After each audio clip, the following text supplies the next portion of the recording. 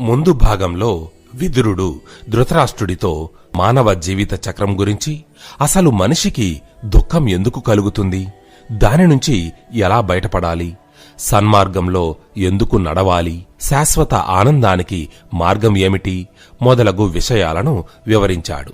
అయితే ఆ మాటలన్నీ విన్నాక కూడా ధృతరాష్ట్రుడు మానవ సహజమైన దుఃఖాన్ని విడవలేక చనిపోయిన తన కుమారులను గుర్తుకు తెచ్చుకొని ఏడుస్తూ మూర్ఛపోయాడు. అప్పుడు పరిచారకులు అతని ముఖం మీద చల్లని నీళ్లు చిలకరించి మూర్ఛ నుండి సేద తీర్చారు. ఇంతలో వ్యాసమహాముని అక్కడికి వచ్చాడు. అనుకోకుండా వచ్చిన వ్యాసుని చూసి విదురుడు, సంజయుడు లేచి నిలబడి నమస్కరించారు. మూర్ఛ నుండి తేరుకున్న ధృతరాష్ట్రునికి వ్యాసుడు వచ్చిన విషయం తెలియజేశారు. ధృతరాష్ట్రుడు కూడా వణుకుతున్న చేతులతో ఆయనకు నమస్కరించి, మహాముని, చూశారా నా దుర్గతి, మానవ జన్మ ఎంత దుర్భరమైనదో ఇప్పుడు తెలిసింది. నన్ను ఎంత దీనస్థితికి తెచ్చిందో చూశారు కదా. ఉన్న సంపదలంతా నశించాయి, కన్న కుమారులందరూ మరణించారు, బంధువులంతా రూపుమాసిపోయారు, నాకు మాత్రం చావు రాలేదు. ఇదంతా నా దౌర్భాగ్యం కాకపోతే మరేమిటి? ఇంతమంది చావు చూసి కూడా నా ప్రాణం ఈ శరీరాన్ని విడిచిపోవడం లేదు. నాకు ఏం చెయ్యాలో తోచడం లేదు అని అన్నాడు. దుఃఖంతో మునిగిన ధృతరాష్ట్రుని మాటలు విన్న వ్యాసుడు, కుమారా, నీ దుఃఖం పోగొట్టడానికే నేను ఇక్కడికి వచ్చాను. నీవు సకల ధర్మములు తెలిసినవాడవు, నీతిశాస్త్ర కోవిదుడవు. చనిపోయిన నీ కుమారుల గురించి దుఃఖించడం సమంజసం కాదు. ఎందుకంటే ఈ ప్రాణములు శాశ్వతం కాదు. పుట్టినవాడు చావక తప్పదు. ఎవ్వరూ మరణం నుండి తప్పించుకోలేరు. ఈ జ్ఞానము అలవర్చుకో, నీ దుఃఖాన్ని పోగొట్టుకో. ఇక అసలు విషయానికి వద్దాం. కుమారా, నీ పుత్రులకు, పాండుపుత్రులకు నీకు తెలియకుండానే వైరం సంభవించిందా? దీనికంతటికీ నీ పెద్ద కుమారుడు దుర్యోధనుడు కారణం కాదా? అందుకే కురువంశము నాశనమయ్యింది కూడా. ఇదేం కొత్త విషయం కాదు. దానికి నువ్వు దుఃఖించడం ఎందుకు? ద్యోత క్రీడా సమయంలో ఈ విదురుడు నీకు ఎన్నో విధాలుగా నీతి బోధ చేశాడు. కాని నీవు వినలేదు. ఇప్పుడు ఫలితం అనుభవిస్తున్నావు. పోనీలే, ఇలా జరగాలని విధి నిర్ణయించింది. అలాగే జరిగింది. కాబట్టి నీ దుఃఖాన్ని పోగొట్టుకో, బాధపడకు. నీ మేలుకోరి నీకు ఒక విషయం చెబుతాను. ఇది దేవరహస్యం. శ్రద్ధగా విను.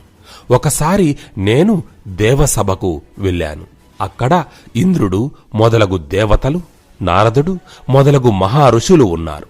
అప్పుడు భూదేవి అక్కడికి వచ్చి, దేవతలారా, భూమి మీద రోజురోజుకు పాపుల సంఖ్య పెరిగిపోతోంది. వారి పాపభారాన్ని నేను మొయ్యలేకపోతున్నాను. దీనిని తగ్గించే ఉపాయం ఆలోచించండి అని అడిగింది. దానికి శ్రీ మహావిష్ణువు అంటూ నవ్వి, భూదేవి, దానికి తగిన సమయం ఆసన్నమయ్యింది. త్వరలో ధృతరాష్ట్రుడు అనే మహారాజుకి 100 సంతానం కలుగుతారు. వారందరిలోకి పెద్దవాడు దుర్యోధనుడు. అతడు కలి అంశతో జన్మిస్తాడు. మహాబలవంతుడు, కోపిష్టి, ఎవ్వరి మాటలను లెక్క చెయ్యడు. అందరితో వైరం పెట్టుకుంటాడు. అతనికి తోడుగా అతని తమ్ముడు దుశ్శాసనుడు, మేనమామ శకుని, అంగరాజు కర్ణుడు అనుచరులుగా ఉంటారు. వారి సహచర్యంలో దుర్యోధనుడు ఎన్నో తప్పులు చేస్తాడు. అతని కారణంగా కురుక్షేత్రం అనే మహాసంగ్రామం జరుగుతుంది. భూమండలంలోని రాజులందరూ అందులో పాల్గొని మరణిస్తారు. భూభారం తగ్గుతుంది. కాబట్టి నీవు నిశ్చింతగా ఉండు అని అన్నాడు. ఆ మాటలకు సమ్మతించి భూదేవి అక్కడి నుండి వెళ్ళిపోయింది అని వ్యాసుడు ధృతరాష్ట్రునికి వివరించి, కాబట్టి కుమారా, ఇదంతా దేవతల ఇష్టప్రకారమే జరిగింది. దీనికి నీవు శోకించే పనిలేదు. అయితే నీ మనసులో ఒక అనుమానం మొదలవుతోందని నాకు తెలుసు. నిన్ను పాండుకుమారులు ఆదరిస్తారా లేదా అని ఆలోచిస్తున్నావు కదా? నన్ను నమ్ము. పాండవుల వలన నీకు ఎలాంటి కీడు జరగదు. నీ కుమారుడు వారికి రాజ్యభాగం ఇవ్వలేదు. ఈ భూమండలాన్నంతా తానే పరిపాలించాలనే దుర్బుద్ధి పుట్టింది. కాని పాండవులు మాత్రం మీకు ఎన్నడూ ఏ అపకారమో తలపెట్టలేదు. పైగా సంధి కొరకు తీవ్రంగా ప్రయత్నం చేశారు. ఆ సమయంలో నేను కూడా నాకు తోచినట్టు నీ కుమారునితో సంధి చేసుకోమని చెప్పాను. అయితే అతడు ఎవరి మాటా వినలేదు. ఫలితం అనుభవించాడు. కాబట్టి అటువంటి పుత్రుల గురించి నీవు చింతించాల్సిన పనిలేదు. ఎందుకంటే ఇది ఆ దైవ నిర్ణయం. ఎవ్వరూ తప్పించలేరు. నీ తమ్ముడి కుమారుడు ధర్మరాజు అజాతశత్రువు. అతడు సాటి మనుషుల యందే కాదు, పశుపక్షాదుల యందు కూడా జాలి కరుణ కలిగినవాడు. అతడి గురించి నీకు బాగా తెలుసు. ధర్మరాజుకి నీ మీద ఎటువంటి విముఖత లేదు. కాబట్టి ఇక మీదట పాండవులను నీ కుమారులుగా భావించు, ఆదరించు. నీవు మహాజ్ఞానివి. ఆ జ్ఞానాగ్నిలో నీ శోకాన్ని దగ్ధం చెయ్యి, ప్రశాంతత పొందు అని అన్నాడు వ్యాసుడు. అది విన్న ధృతరాష్ట్రుడు, మహానుభావ, అమృత సమానమైన మీ మాటలతో నా మనసు శాంతించింది. పాండవుల మీద ప్రేమ పెంచుకుంటాను. వారిని నా కుమారుల వలె ఆదరిస్తాను అని అన్నాడు. దానికి వ్యాసుడు సంతోషించి ధృతరాష్ట్రుణ్ణి ఆశీర్వదించి అక్కడి నుండి వెళ్ళిపోయాడు. ఆ తరువాత ధృతరాష్ట్రుడు సంజయుణ్ణి చూసి, సంజయ, మనం యుద్ధభూమికి వెళదాం. ప్రయాణ సన్నాహాలు గావించు. అలాగే గాంధారిని, అనంతపుర స్త్రీలను ప్రయాణానికి సిద్ధం కమ్మని చెప్పు అని ఆదేశించాడు. ఆ ప్రకారమే సంజయుడు అన్ని ఏర్పాట్లు చేశాడు. ఆ విధంగా అందరూ యుద్ధభూమికి బయలుదేరారు. పుత్రశోకంతో గాంధారి నడవలేకపోతోంది. కాళ్ళు నిలవడం లేదు. ఆమె కోడళ్ళు అందరూ కంటికి మింటికి తేడా లేకుండా ఏకధారగా ఏడుస్తున్నారు. వారి జుట్టు చెదిరిపోయింది, పమిటలు తొలగిపోయాయి. కాని వారు అదంతా పట్టించుకునే స్థితిలో లేరు. అంతులేని దుఃఖంతో కుమిలిపోతున్నారు. కుంతీదేవి మొదలగువారు వారిని ఓదారుస్తున్నారు. అంతఃపుర స్త్రీల సంగతి ఇలా ఉంటే, హస్తినాపురంలో ఉన్న సాధారణ సైనికులు, సైనికాధికారుల భార్యలు పెద్దగా ఏడుస్తున్నారు. మగవారందరూ యుద్ధంలో మరణించారు. దాంతో వారిని ఓదార్చేవారే కరువయ్యారు. వాళ్లలో వాళ్లే ఒకళ్ళని ఒకళ్ళు ఓదార్చుకుంటూ ఆవేదన చెందుతున్నారు. అందరి ఇండ్లలో ఏడుపులు, ఆర్తనాదాలు తప్ప మరొకటి వినిపించడం లేదు. ఇదంతా చూస్తున్న విదురునికి నోట మాట రావడం లేదు. యుద్ధ పరిణామం ఇంత భయంకరంగా ఉంటుందా అని మనసులో అనుకొని బాధపడుతున్నాడు. అతడు మాత్రం ఎంతమందినని ఓదార్చగలడు? అలా అందరూ యుద్ధభూమి వైపు సాగిపోతున్నారు. ఇంతలో అశ్వత్థామ, కృపాచార్యుడు, కృతవర్మ వారికి ఎదురుగా వచ్చారు. వచ్చి ధృతరాష్ట్రుణ్ణి చూసి, మహారాజా, నీ కుమారుడు దుర్యోధనుడు దేవతలు మెచ్చేట్టు యుద్ధం చేసి వీరమరణం పొందాడు. మేము ముగ్గురం తప్ప కౌరవ సైన్యం అంతా యుద్ధంలో మరణించింది అని చెప్పారు. ఆ పక్కనే ఉన్న గాంధారిని చూసి కృపాచార్యునికి దుఃఖం ఆగలేదు. అమ్మా గాంధారి, నీ కుమారులు యుద్ధంలో వీరోచితంగా పోరాడి తమ ప్రాణాలు అర్పించారు. వీర స్వర్గం అలంకరించారు. వారి గురించి నీవు చింతించడం తగదమ్మా. నీ కొడుకుల్లో ఒక్కరు కూడా యుద్ధంలో వెన్ను చూపి పారిపోలేదు. యుద్ధమంటే భయపడలేదు. అమ్మా, పాండవులు గెలిచినా వారికి సంతోషం కలగలేదమ్మా. భీముడు అధర్మ మార్గంలో దుర్యోధనుడి నాభి కింద భాగాన్ని కొట్టి కూలదోశాడు. అతి క్రూరంగా చంపాడు. అతని తల తన్నాడు. దాంతో మాకు కోపం ఆగలేదు. మేము ముగ్గురం అర్ధరాత్రి పాండవుల శిబిరములలోకి ప్రవేశించి పాండవులను తప్ప పాండవుల కుమారులను, వారి బంధుమిత్రులను, పాంచాల కుమారులను, వారి సైన్యాన్ని, ఏనుగులను, గుర్రాలను అందరినీ దారుణంగా హతమార్చాం. కనుక వారు సాధించిన విజయం వ్యర్థమయ్యింది. ఆ సమయంలో పాండవులు శిబిరంలో లేరు కాబట్టి బ్రతికిపోయారు. లేదంటే అపాండవం అయి ఉండేది. దుర్యోధనుని చివరి కోరిక నెరవేరి ఉండేది. మేము అర్ధరాత్రి తమ వారందరినీ చంపిన విషయం ఈ పాటికి తెలుసుకొని పాండవులు మా కోసం వెతుకుతూ ఉంటారు. కాబట్టి మాకు సెలవు ఇప్పించండి, మేము వెళతాము అని చెప్పి వారి వద్ద సెలవు తీసుకుని ఆ ముగ్గురు రథికులు తమ తమ రథాల మీద వెళ్లిపోయారు. అలా కొంత దూరం వెళ్లిన తరువాత కృపాచార్యుడు హస్తినాపురానికి తిరిగి వచ్చాడు. కృతవర్మ ద్వారకకు వెళ్లిపోయాడు. అశ్వత్థామ గంగా తీరాన ఉన్న వ్యాసమహాముని ఆశ్రమం వైపు సాగిపోయాడు. అక్కడ జరిగిన విషయాలు ఇంతకు ముందే మనం తెలుసుకున్నాం. అయితే ఆ తరువాత ధృతరాష్ట్రుడు అంతఃపుర స్త్రీలతో సహా యుద్ధభూమికి చేరుకున్నాడు. వారి రాక గురించి తెలిసిన ధర్మరాజు తన తమ్ముళ్లతోనూ కృష్ణునితోనూ కలిసి వారికి ఎదురు వచ్చాడు. కాని తన కుమారులందరినీ పోగొట్టుకున్న ధృతరాష్ట్రుడు మనసంతా దహించుకుపోతుంటే యుద్ధభూమికి వస్తున్నాడు అన్న ఆలోచన ధర్మరాజుని కలచివేసింది. ధృతరాష్ట్రుణ్ణి కలుసుకోవడానికి వడివడిగా ముందుకు వెళ్ళాడు. ధర్మరాజు వెంట సాత్యకి, భీముడు, అర్జునుడు, నకుల, సహదేవులు నడిచారు. కౌరవ స్త్రీలంతా ధర్మరాజును చూసి హాహాకారాలు చేశారు. ఇంకొంతమంది ఆయనను తిట్టిపోశారు. ఇతడు ధర్మరాజట, ఇతడికి అసలు ధర్మం తెలుసా? జాలి, దయ ఉన్నాయా? నిర్దాక్షిణ్యంగా తన తల్లిదండ్రులను, మామలను, కొడుకులను, తమ్ముళ్లను చంపాడు. విద్య నేర్పిన గురువులను చంపాడు. వీడికి కనికరమా? ఛీ అని ఈసడించుకున్నారు. మరికొంతమంది, అయ్యో, నీ చెల్లెలు భర్త అని కూడా చూడకుండా జయద్రథుడిని చంపించావే, ఇది నీకు న్యాయమా? ఏలుకో, శ్మశానం మాదిరి తయారైన ఈ రాజ్యాన్ని నీవే ఏలుకో అంటూ తిట్టిపోశారు. అయితే ఎవరేమన్నా మౌనంగా భరిస్తున్నారు తప్ప పాండవులు ఒక్క మాట కూడా మాట్లాడలేదు. అయినా కూడా వారు వినిపించుకోకుండా ధర్మరాజుకి అడ్డువచ్చి అనేక విధాలుగా దూషించారు.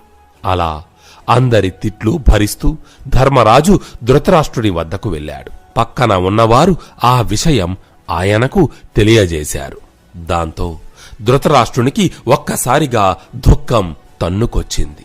బోరున ఏడుస్తూ ధర్మరాజుని కౌగిలించుకున్నాడు. తన పెదనాన్న దుస్థితి చూసి అతడికి కూడా కళ్ళు చెమ్మగిల్లాయి. ఆయనను పట్టుకొని ఓదార్చాడు. ఇంతలో భీమార్జున, నకుల, సహదేవులు కూడా వచ్చారని పక్కన ఉన్నవారు తెలిపారు. అయితే వాళ్లలో భీముడి పేరు వినగానే ధృతరాష్ట్రుని ముఖం వికృతంగా మారిపోయింది. తన 100 మంది కుమారులను పొట్టన పెట్టుకున్నవాడు అతడే. అది గుర్తుకు వచ్చి కోపంతో దహించుకుపోయాడు. అదే ఆవేశంతో భీముణ్ణి కౌగిలించుకోబోయాడు.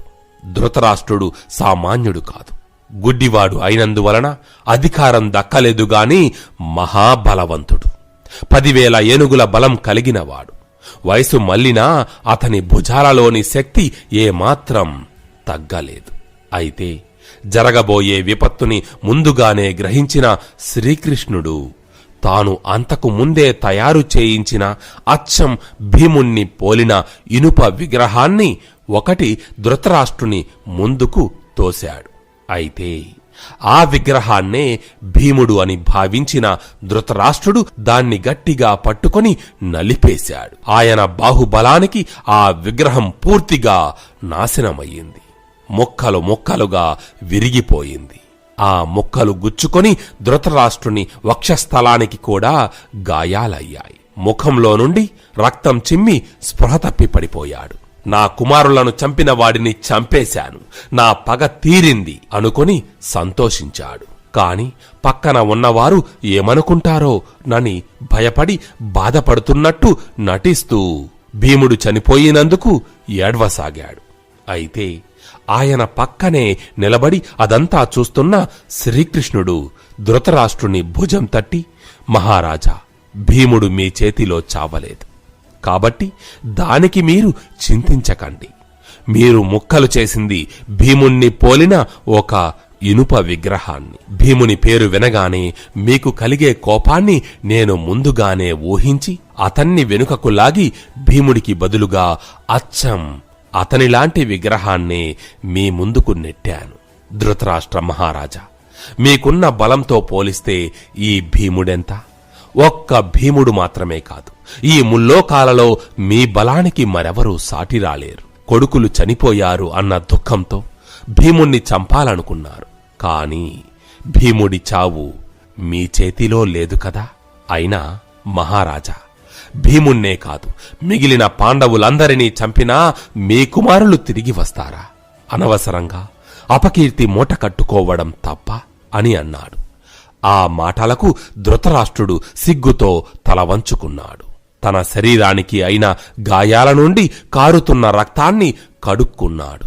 అనంతరం శ్రీకృష్ణుడు మరలా మాట్లాడుతూ, మహారాజా, మీరు వేదాంగ పారంగతులు, ఎన్నో శాస్త్రాలను పురాణాలను అవపోసన పట్టినవారు, వాటి సారం అంతా గ్రహించారు.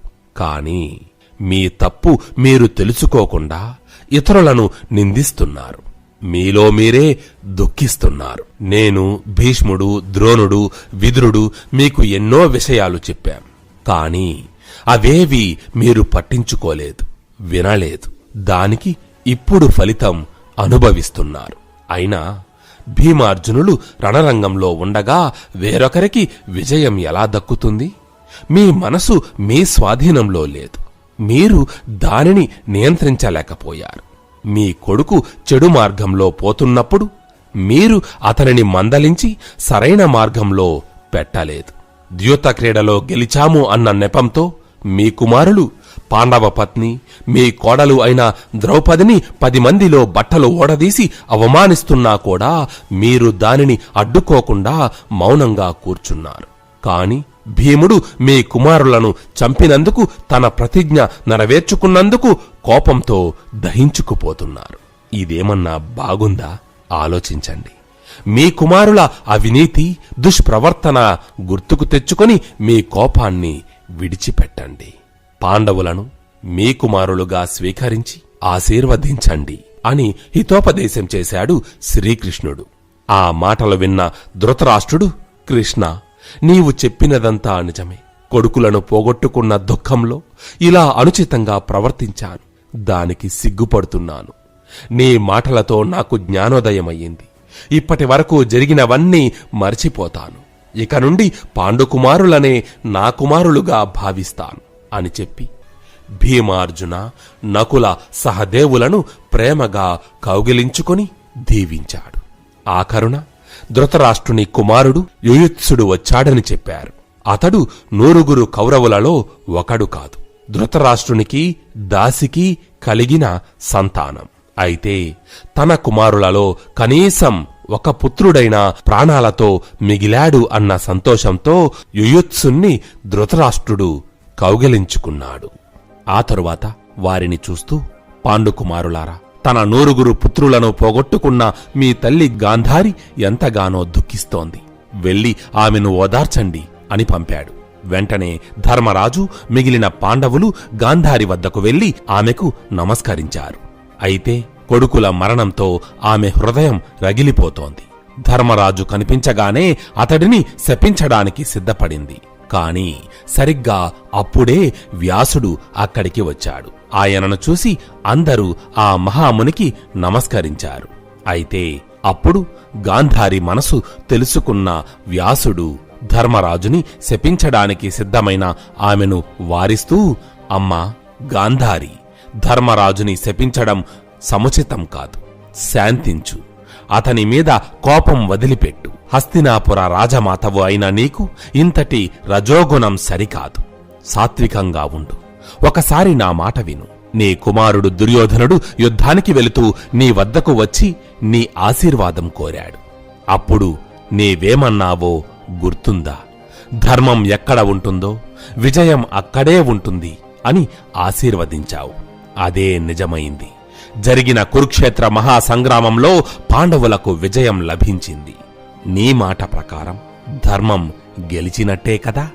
దాని అర్థం పాండవులు ధర్మపరులనే కదా? కాబట్టి అసూయ మాని వారిలో ఉన్న ధర్మ నిరతిని గుర్తించు. అప్పుడు నీకే అర్థమవుతుంది సత్యమేమిటో. అమ్మా, అయినా ఎప్పుడో జరిగిపోయిన సంఘటనలను మనసులో పెట్టుకుని ఇప్పుడు కోపం తెచ్చుకోవడం వలన ప్రయోజనమేముంది? కాబట్టి నీ కుమారులైన పాండవుల మీద కోపం వదిలిపెట్టు అని అన్నాడు వ్యాసుడు.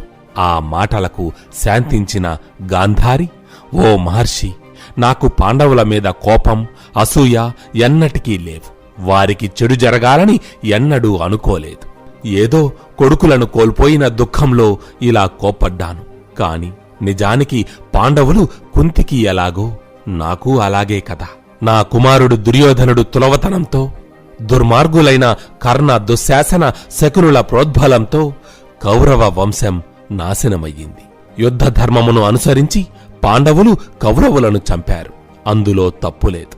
కాని ఈ భీముడు గదాయుద్ధ నియమాలను అతిక్రమించి అధర్మంగా నా కుమారుడు దుర్యోధనుని తొడలు విరగ్గొట్టి పడగొట్టాడు. అది కృష్ణుని సమక్షంలో జరిగింది. ఇది న్యాయమా? తల్లినైన నా మనసుకు ఇది క్షోభ కలిగించదా? యుద్ధంలో చంపడం, చావడం సహజం. కాని యుద్ధనీతిని తప్పి దుర్మార్గంగా, అక్రమంగా చంపడం ద్రోహం కాదా అని ప్రశ్నించింది గాంధారి. ఆ మాటలు విన్న భీముడు గడగడ వణుకుతూ ఆమె ముందుకు వచ్చి, అమ్మా గాంధారి, నేను చేసింది ధర్మమో అధర్మమో, ప్రాణభయంతో చేశానో అలా జరిగిపోయింది. దయతో నన్ను క్షమించమ్మా. కాని అమ్మా, నీ కుమారుడు దుర్యోధనుడు ధర్మరాజుకి చేసిన అవమానము ధర్మబద్ధమా?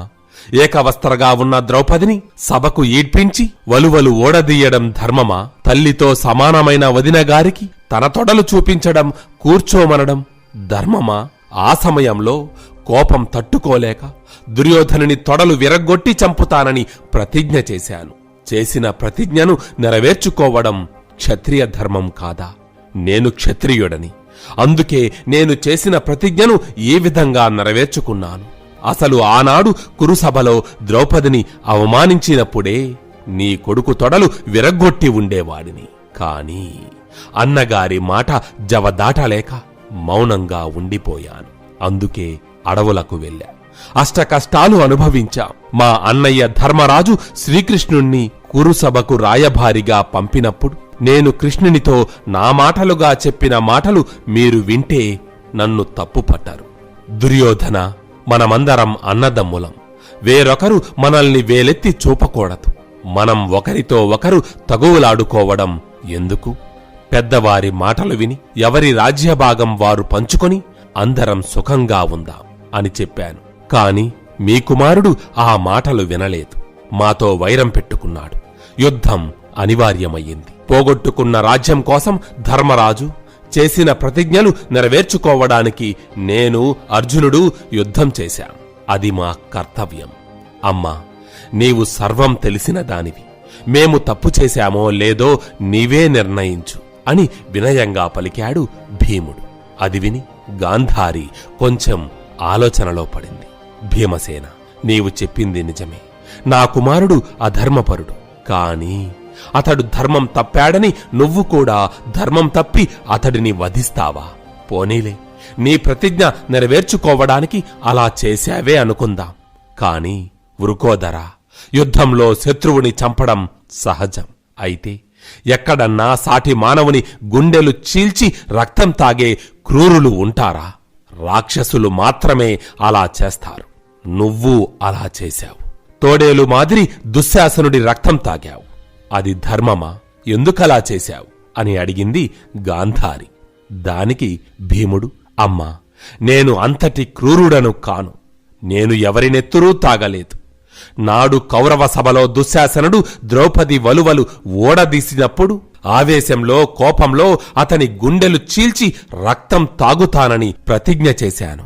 ఆ ప్రతిజ్ఞను నెరవేర్చుకోవడానికి నేను యుద్ధంలో దుశ్శాసనుడిని చంపి అతడి నెత్తురిని కేవలం నా నోటికి తాకించాను.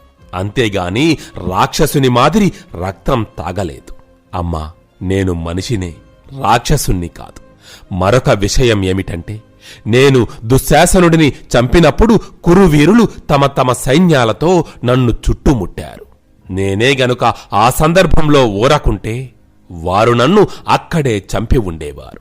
అందుకని స్వీయ రక్షణ కోసం అలా భీకరాకారం దాల్చి రక్తం తాగుతున్నట్టు నటించానుగాని నిజంగా రక్తం తాగలేదమ్మా. అమ్మా, సాటి మానవుని రక్తం తాగడం మహాపాపమని నాకు తెలుసు. అందులోనూ నా తమ్ముడి రక్తం నేను తాగుతానా? నేను అంత వెర్రివాడినా? అంత పాపాత్ముడినా? అంత కరుణలేనివాడినా? అమ్మా, నన్ను నమ్ము, నేను దుశ్శాసనుడి రక్తం తాగలేదు అని అన్నాడు భీముడు. అయితే అంతటితో గాంధారి ఊరుకోలేదు. భీమా, నాకు 9 కొడుకులు. ఈ గుడ్డి వాళ్లను కడతేర్చడానికి కనీసం ఒక్క కుమారుడినైనా వదిలిపెట్టకుండా అందరినీ దయాదాక్షిణ్యాలు లేకుండా చంపావే, ఇది నీకు ధర్మమా? నా 100 మంది పుత్రులలో నీకు అపకారం చెయ్యనివాడు ఒక్కడూ కనిపించలేదా? ఏం, నా పుత్రులలో ఒక్కడు మిగిలినా నీ ప్రతిజ్ఞ నెరవేరదా? లేక నీ అన్న ధర్మరాజు రాజ్యం చెయ్యడానికి నా కుమారుడు అడ్డు వస్తాడనుకున్నావా? అని చెప్పి గాంధారి పక్కకు తిరిగి అటూ ఇటూ చూస్తూ, ఎక్కడా ఆ మహారాజు ధర్మరాజు ఎక్కడా అని అరిచింది. ఆ అరుపుకు గజగజ వణికిపోయాడు ధర్మరాజు. అమ్మా, ఇక్కడ ఉన్నానమ్మా, నేనేనమ్మా పాండవాగ్రజుడిని, ధర్మరాజును. నీ 9 కొడుకులను చంపించిన పాపాత్ముడిని, క్రూర మనస్కుడిని. నన్ను నీ ఇష్టం వచ్చినట్టు దూషించు, నీ పాపాగ్నిలో దగ్ధం చెయ్యి. అమ్మా, నీ 9 పుత్రులనే కాదు, భూమండలంలోని రాజులందరినీ రణభూమికి బలి ఇచ్చిన పాపాత్ముడిని నేను. నీ ఇష్టం వచ్చిన శిక్ష విధించమ్మా, భరిస్తాను, అనుభవిస్తాను. కొడుకులను, అన్నదమ్ములను, చుట్టాలను పోగొట్టుకున్న నాకు ఈ రాజ్యం ఎందుకు? అసలు ఈ మేనిలో ప్రాణం ఎందుకమ్మా అని బోరున ఏడ్చాడు ధర్మరాజు. ధర్మరాజు మాటలు విన్న గాంధారికి నోట మాట రాలేదు. అంటూ ఒక గాఢ నిట్టూర్పు విడిచి కిందకు చూసింది. ఆమె చూపు కనబడకుండా కట్టుకున్న బట్ట కింద నుండి ఆమె చూపు ధర్మరాజు కాలి గోర్ల మీద పడింది. ఆ చూపుల తీక్షణతకే అతడి కాలి గోర్లు ఎర్రబడిపోయాయి.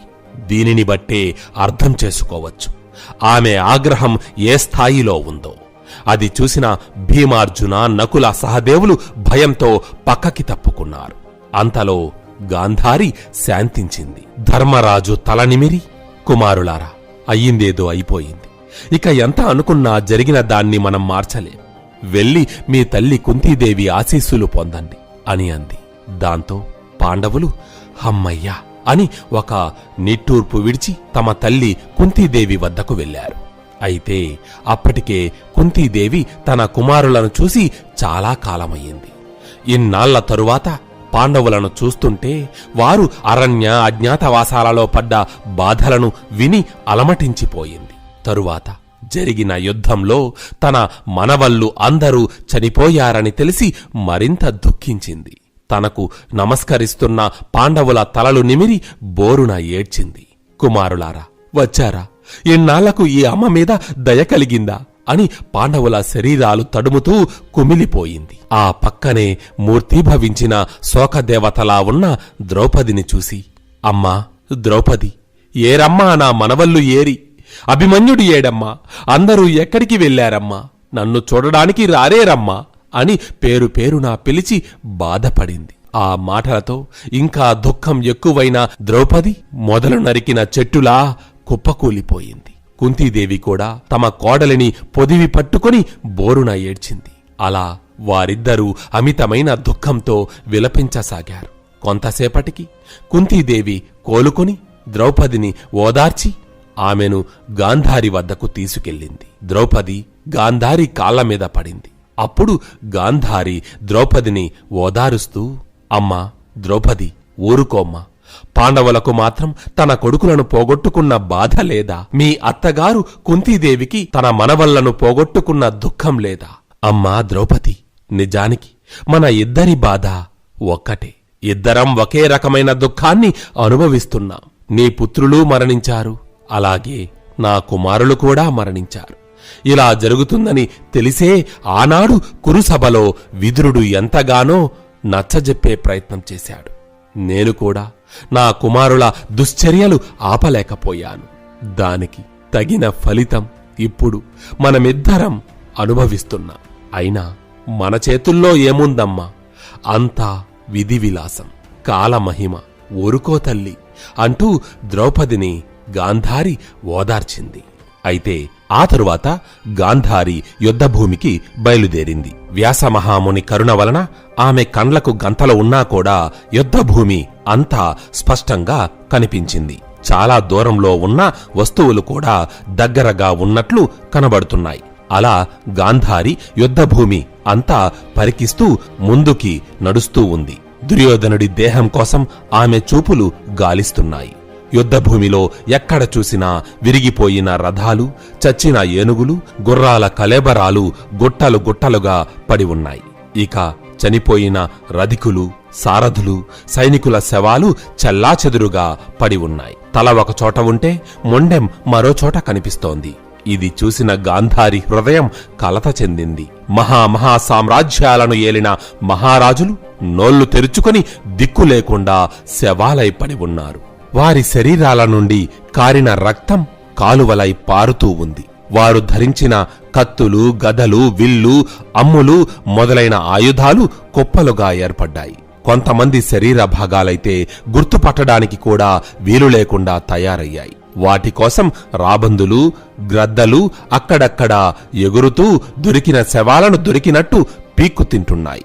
తోడేళ్లు యుద్ధభూమి అంతా వీరవిహారం చేస్తూ శవాలను చీల్చి కండలను ఓడబీకి తింటున్నాయి. ఇదంతా చూసిన గాంధారికి హృదయం బాధతో విలవిలలాడిపోయింది. తన కొడుకు మూర్ఖత్వం ఇంతటి మారణ హోమానికి దారితీసిందని ఎంతగానో బాధపడింది. మరోవైపు వ్యాసుడు ధృతరాష్ట్రునితో యుద్ధభూమిలో ఉన్న శవాలన్నిటికీ సామూహిక దహనకాండ జరిపించమని చెప్పి వెళ్ళిపోయాడు. పాండవులు, శ్రీకృష్ణుడు ధృతరాష్ట్రుణ్ణి నడిపించుకుంటూ యుద్ధభూమికి వచ్చారు.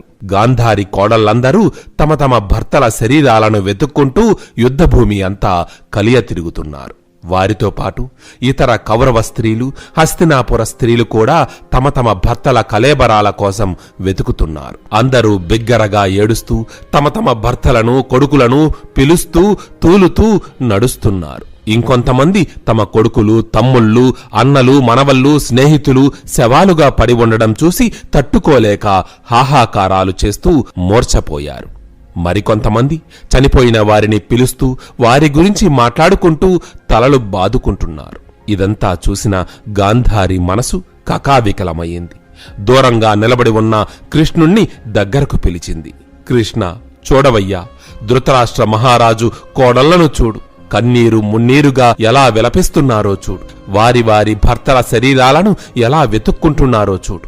ఒకరి భర్తల శరీరాలను మరొకరు కనుగొని ఏడుస్తూ వారి వారి భార్యలను ఎలా పిలుస్తున్నారో చూడు. నా కుమారులపై కసి, ద్వేషం పెంచుకున్న వారి కళ్ళు ఈ దృశ్యాలు చూసిన తరువాత చల్లబడ్డాయా? అదిగో భీష్ముడు, ద్రోణుడు, కర్ణుడు, శల్యుడు, ద్రుపదుడు వీరంతా చనిపోయినా వారి ముఖాల్లో కళాకాంతి తగ్గలేదు. ఎలా వెలిగిపోతున్నారో చూడవయ్యా. అత్యంత రాజభోగాలు అనుభవించిన ఆ మహానుభావులు దిక్కు లేకుండా ఎలా పడి ఉన్నారో చూడు. పొద్దుటే వంది మాగదుల కైవారములతో గాని నిద్రలేవని ఆ మహామహులు ఇప్పుడు నక్కల ఓలలు వినవలసిన దుస్థితి ఏర్పడింది. హంసతూలిక తల్పముల మీద గాని, మెత్తటి పట్టు పరుపులైతే గాని శయనించని మహారాజులు, వివిధ దేశాధీశులు కటిక నేల మీద పడి దొర్లుతున్నారు. కృష్ణ, ఇవన్నీ చూసి కూడా ఎలా భరిస్తున్నావు? ఇదంతా నువ్వు సాధించిన ఘనకార్యము కదా. అదిగో అటు చూడు, కొంతమంది కౌరవ స్త్రీలకు తమ తమ భర్తల తలలు కనిపించక వాటి కోసం వెతుకుతూ విలపిస్తున్నారయ్యా. మరికొందరు తలకాయలు చేత్తో పట్టుకొని మొండెముల కోసం వెతుకుతూ అవి కనబడక ఏడుస్తున్నారు. ఇంకొందరు తమ తమ భర్తల శవాలు ముక్కలైపోగా ఆ శరీర భాగాలన్నిటినీ ఒకచోట చేర్చి పోల్చుకొని రోధిస్తున్నారు. కొన్ని దేహాలను నక్కలు, తోడేళ్లు తినేయడంతో ఆ దేహాలు కనబడక అల్లాడిపోతున్నారయ్యా. ఇలాంటి దురవస్థలను చూడడానికి నేను ఏ జన్మలో ఏ పాపం చేశానో కృష్ణ. నా కొడుకులను, కోడళ్లను, తమ్ముళ్లను, బంధువులను ఇటువంటి దుస్థితిలో చూస్తున్నాను అని చెప్పి బాధపడసాగింది. అయితే అవన్నీ వింటున్నా కృష్ణుడు ఒక్క మాట కూడా మాట్లాడలేదు. మౌనంగా ఆమె వెంట నడుస్తున్నాడు. అయితే ఇంతలో వారికి కొంత దూరంలో దుర్యోధనుని శవం కనిపించింది. దిక్కులేకుండా పడి ఉన్న అభిమానధనుడైన తన కుమారుడి శరీరాన్ని చూసి గాంధారి కుప్పకూలిపోయింది. వెంటనే పరిగెత్తుకుంటూ అతని దగ్గరకు వెళ్లి దుర్యోధనుని శరీరం మీద పడి పెద్దగా ఏడవసాగింది. నాయనా సుయోధన, ఏమిటయ్యా ఇది? నీ శరీరం ఇలా దుమ్ము ధూళిలో పొర్లడం ఏమిటయ్యా? నేను నీ తల్లి గాంధారిని. నన్ను చూసి కూడా లేచి నిలబడవా నాయనా? కృష్ణ, చూడవయ్యా, నా కుమారుణ్ణి చూడు. వీడు యుద్ధభూమికి వెళుతూ నా ఆశీర్వాదం కోసం వచ్చి నాకు పాదాభివందనం చేశాడు. అప్పుడు నేను ఏమని ఆశీర్వదించానో తెలుసా? ధర్మమే జయిస్తుందని చెప్పాను. అంతేకాదు, ఇంకా వాడితో, కుమారా, యుద్ధంలో వెన్ను చూపి పారిపోవడం కంటే ధైర్యంగా పోరాడి మరణించడం మేలు. అప్పుడు వీరస్వర్గం లభిస్తుంది. కాబట్టి వస్తే విజయలక్ష్మితో తిరిగిరా, లేకపోతే వీరస్వర్గం అలంకరించు, స్వర్గ సుఖాలు అనుభవించు అని అన్నాను. అయితే నేనన్న నా రెండవ మాటను నా కుమారుడు నిజం చేశాడు. ఏం చేస్తాం, అంతా విధివ్రాత. 11 అక్షౌహిణుల సైన్యం వెంట ఉన్నా నా కుమారుడు చివరికి ఒంటరి చావు చచ్చాడు. నాడు నా భర్త, నా కుమారుడు ఏకఛత్రాధిపత్యంగా పరిపాలించిన ఈ కురు సామ్రాజ్యము నేడు పరుల హస్తగతమవ్వడం చూసే దౌర్భాగ్యం నాకు కలిగింది. పోయిన కొడుకులు ఎటూ పోయారు, కాని బ్రతికి ఉన్న నా కోడళ్ల దుఃఖం చూడలేకపోతున్నాను. వాళ్ళు ఏం పాపం చేశారని ఇంతటి మనోవేదన పొందుతున్నారు?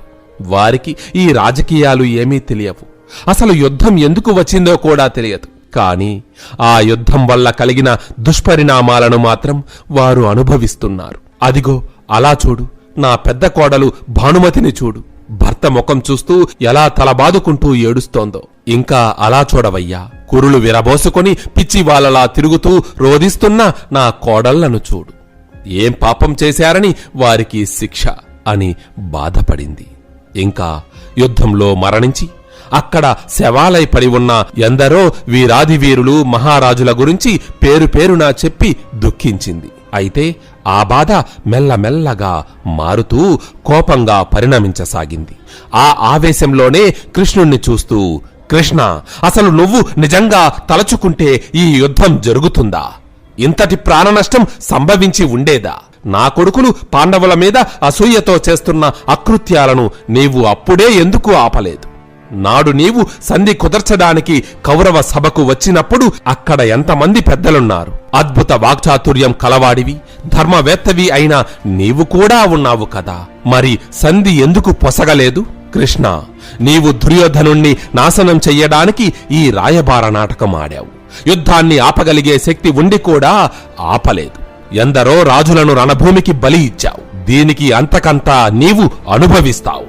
కృష్ణ, ఇదిగో నా శాపము. నేను నా జీవితమంతా సంపాదించుకున్న పాతివ్రత్య పుణ్యఫలము పనంగా పెట్టి పలుకుతున్నాను. నీవు ఎలాగైతే దాయాదులను ఈ కురుక్షేత్ర మహాసంగ్రామంలో ఒకరితో ఒకరిని చంపించావో అలాగే నీ వారందరూ కూడా తమలో తాము కలహించుకుని దారుణంగా మరణిస్తారు. నీవు కూడా నేటికి సరిగ్గా 1 సంవత్సరం 36 దినాలకు అతి క్రూరంగా దిక్కులేని చావు చస్తావు. నేడు నా వాళ్ళు ఎలా ఏడుస్తున్నారో ఆనాడు నీ వాళ్ళు కూడా తమ భర్తలను, కుమారులను, సహోదరులను, బంధువులను ఇదే విధంగా పోగొట్టుకొని ఏడుస్తారు.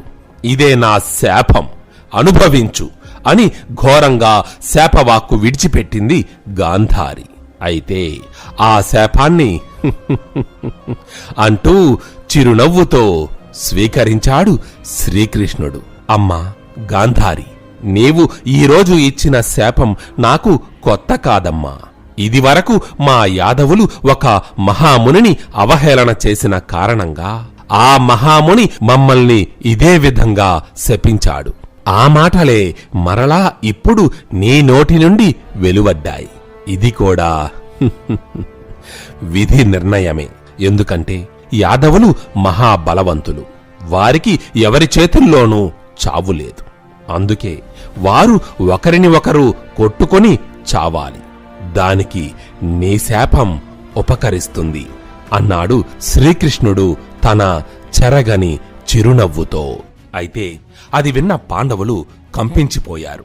కృష్ణుడే లేనప్పుడు తాము జీవించి వృధా అనుకొని దుఃఖించసాగారు. కాని శ్రీకృష్ణుడు మాత్రం కించింత కూడా బాధపడకుండా గాంధారిని చూస్తూ, అమ్మా, ఇంకలే, చనిపోయిన వారికి దహనక్రియలు జరిపించాలి అన్నాడు. దాంతో గాంధారి పైకి లేచింది. అప్పుడు శ్రీకృష్ణుడు ఆమెను పట్టుకొని నడిపిస్తూ, అమ్మా, మీ కుమారులు దుర్యోధనుడు, దుశ్శాసనుడు చేసిన దుర్మార్గపు పనులు మీకు తెలియనివా? వారు చేస్తున్న అకృత్యాలను నేనుగాని, భీష్ముడుగాని, ద్రోణుడుగాని ఆపే ప్రయత్నం చెయ్యలేదా? కాని వారు మా మాట విన్నారా? మా మాటలనే కాదు, ఆఖరికి మహారాజు ధృతరాష్ట్రుల వారి మాటలు కూడా లెక్క చెయ్యలేదు. మరి ఇందులో నా దోషమేముందని నన్ను నిందిస్తున్నారమ్మా? ఇదంతా మీ కుమారులు చేసిన నిర్వాకమే కదా, వారి వలనే కదా ఈ యుద్ధం సంభవించింది. కాబట్టి అమ్మా, మీ కోపం వదిలిపెట్టండి. ఇలా శోకిస్తూ ఉంటే మీ బాధ ఇంకా ఇంకా పెరుగుతుందేగాని తగ్గదు. మీరు హస్తినాపుర రాజమాత, గొప్ప వీరులను కన్న మాతృమూర్తి. అటువంటి మీరు కుమారుల మరణానికై ఈ విధంగా చింతించడం తగదు. కాబట్టి మీ శోకాన్ని విడిచిపెట్టండి అని అన్నాడు. శ్రీకృష్ణుని మాటలతో గాంధారి దుఃఖించడం మానుకుంది. అయితే అప్పుడే ధృతరాష్ట్రుడు ధర్మరాజుతో, కుమారా, ఇరుపక్షములలోని సైనికుల సంఖ్య నీకు తెలుసు కదా, వారిలో ఎంతమంది మరణించారో నీవు చెప్పగలవా అని అడిగాడు. దానికి ధర్మరాజు, తండ్రి, మన సైన్యంలో ఉత్తమ క్షత్రియులు 76,20,000 మంది, సాధారణ సైనికులు 24,320 మంది చనిపోయారు. వీరందరూ యుద్ధంలో వీరమరణం పొందారు కాబట్టి స్వర్గానికి వెళ్తారు. కాని కొంతమంది యుద్ధంలో గాయపడి భయపడి పారిపోయారు. వారందరూ గుహ్యక లోకానికి చేరుకుంటారు. కాని యుద్ధంలో ఏ విధంగా మరణించినా నరకానికి మాత్రం వెళ్లరు అని సమాధానమిచ్చాడు. అయితే అది విన్న ధృతరాష్ట్రుడు, ధర్మజ, యుద్ధంలో చనిపోయిన వారిలో అనాథలైన వారు కూడా ఉన్నారు కదా, మరి వారికి అగ్నికార్యం చెయ్యడంలో తప్పులేదు కదా అని అడిగాడు. దానికి ధర్మరాజు, మహారాజా, ఈ యుద్ధమే ఒక మహాయజ్ఞం. ఈ మహాయజ్ఞంలో వీరందరూ ఆహుతి అయ్యారు. కాబట్టి వీరందరూ అగ్ని కార్యానికి అర్హులే. కాకపోతే వీరిలో చాలామంది అనాథలు ఉన్నారు. వారందరికీ కూడా మనం దహనక్రియలు నిర్వర్తించి ఉత్తమ లోకాలు కలిగేటట్టు చేద్దాం అని అన్నాడు. వెంటనే తన పురోహితుడు ధౌమ్యుణ్ణి, విదురుణ్ణి, సంజయుణ్ణి పిలిపించి భరతవంశ రాకుమారులకు తప్ప మిగిలిన వారందరికీ దహనక్రియలు జరిపించమని ఆదేశించాడు. దానికి కావలసిన చందనం, అగరు, కస్తూరి మొదలగు సుగంధ ద్రవ్యాలను, తదితర సామాగ్రిని, మనుషులను వారికి అప్పగించాడు. తరువాత ధర్మరాజు కొందరు బ్రాహ్మణుల తోడ్పాటుతో దుర్యోధన, దుశ్శాసన, కర్ణ, శల్య మొదలగు వారికి అభిమన్య, ఘటోత్కచ, విరాట, దృష్టకేతు వంటి ప్రముఖులకు, ఇంకా వివిధ దేశాల రాజులకు చితులు పేర్పించి అగ్నికార్యం నిర్వర్తించాడు. అలాగే అనాథలుగా మిగిలిన రాజుల కళేబరాలను, వేలాది సైనికుల శవాలను ఒకచోట చేర్చి సామూహిక దహన క్రియను జరిపించాడు. అక్కడ కట్టెలు దొరక్కపోవడం వల్ల విరిగిన రథాలను, బాణాలను, ధనస్సులను సేకరించి వాటితో దహనక్రియను నిర్వర్తించారు. తరువాత ధృతరాష్ట్రునితో సహా ధర్మరాజు అంతఃపుర కాంతలతో కలిసి పక్కనే ఉన్న నదికి వెళ్లి అక్కడ స్నానములు ఆచరించారు. కౌరవులందరికీ ధృతరాష్ట్రుడు తర్పణములు విడిచాడు. పాండవ పక్షం వారికి ధర్మరాజు తిలోదకాలు ఇచ్చాడు. అయితే అప్పుడు కుంతీదేవి కన్నీరు కారుస్తూ అక్కడికి వచ్చి అందరూ వింటూ ఉండగా, అయ్యా, అందరూ వినండి. కౌరవులందరికీ పెట్టని కోటగా విరాజిల్లిన కర్ణుడు, అర్జునుని చేతిలో హతమైన కర్ణుడు, రాధా కుమారుడిగా లోకానికి తెలిసి రాధేయుడిగా ప్రసిద్ధి చెందిన కర్ణుడు నిజానికి రాధాపుత్రుడు కాదు, నా సొంత కొడుకు, నాకు పుట్టిన జ్యేష్ఠ కుమారుడు, పాండవులందరికీ అగ్రజుడు. నేను కన్యగా ఉన్నప్పుడు భాస్కరుని దయ వలన సహజ కవచ కొండలాలతో నాకు జన్మించాడు కర్ణుడు. కాబట్టి మీరు కర్ణునికి కూడా తిలోదకములు ఇవ్వండి అని ధర్మరాజుతో పలికింది కుంతీదేవి. ఆ మాటలు విన్న పాండవులు ఆశ్చర్యపోయారు, బాధతో కుమిలిపోయారు. తాము ఎవరినైతే ఇంతకాలం శత్రువుగా భావించారో, అవమానించారో, చివరకు వధించారో అతడు తమ సొంత అన్నయ్య అని తెలిసి అమితమైన దుఃఖంతో విలపించసాగారు. అంతలో ధర్మరాజు ఎలాగో మాట పెగిల్చుకుని తన తల్లి కుంతీదేవితో, అమ్మా, కర్ణుడు మీకు జ్యేష్ఠపుత్రుడు, మాకు అన్నగారు అన్న విషయం ఇంతకాలం ఎందుకు దాచిపెట్టావమ్మా? ఈ లోకంలో ఒక్క అర్జునుడు తప్ప కర్ణుణ్ణి ఎదిరించి నిలవగల వీరుడు వేరొకడు ఉన్నాడా? దుర్వాస మహాముని మీకు ఇచ్చిన వరం మా పాలిట శాపంగా పరిణమించింది. మాకు అంతులేని శోకాన్ని మిగిల్చింది. అభిమన్యుడు, ఉపపాండవులు మరణించినప్పుడు కూడా నాకు ఎంత దుఃఖం కలగలేదు. ద్రుపదుని కుమారులు, ధృతరాష్ట్రుని కుమారులు చనిపోయినప్పుడు కూడా నేను ఇంత వ్యధ చెందలేదు. కాని ఇప్పుడు మీరు బయటపెట్టిన ఈ నిజాన్ని విని నేను తట్టుకోలేకపోతున్నాను.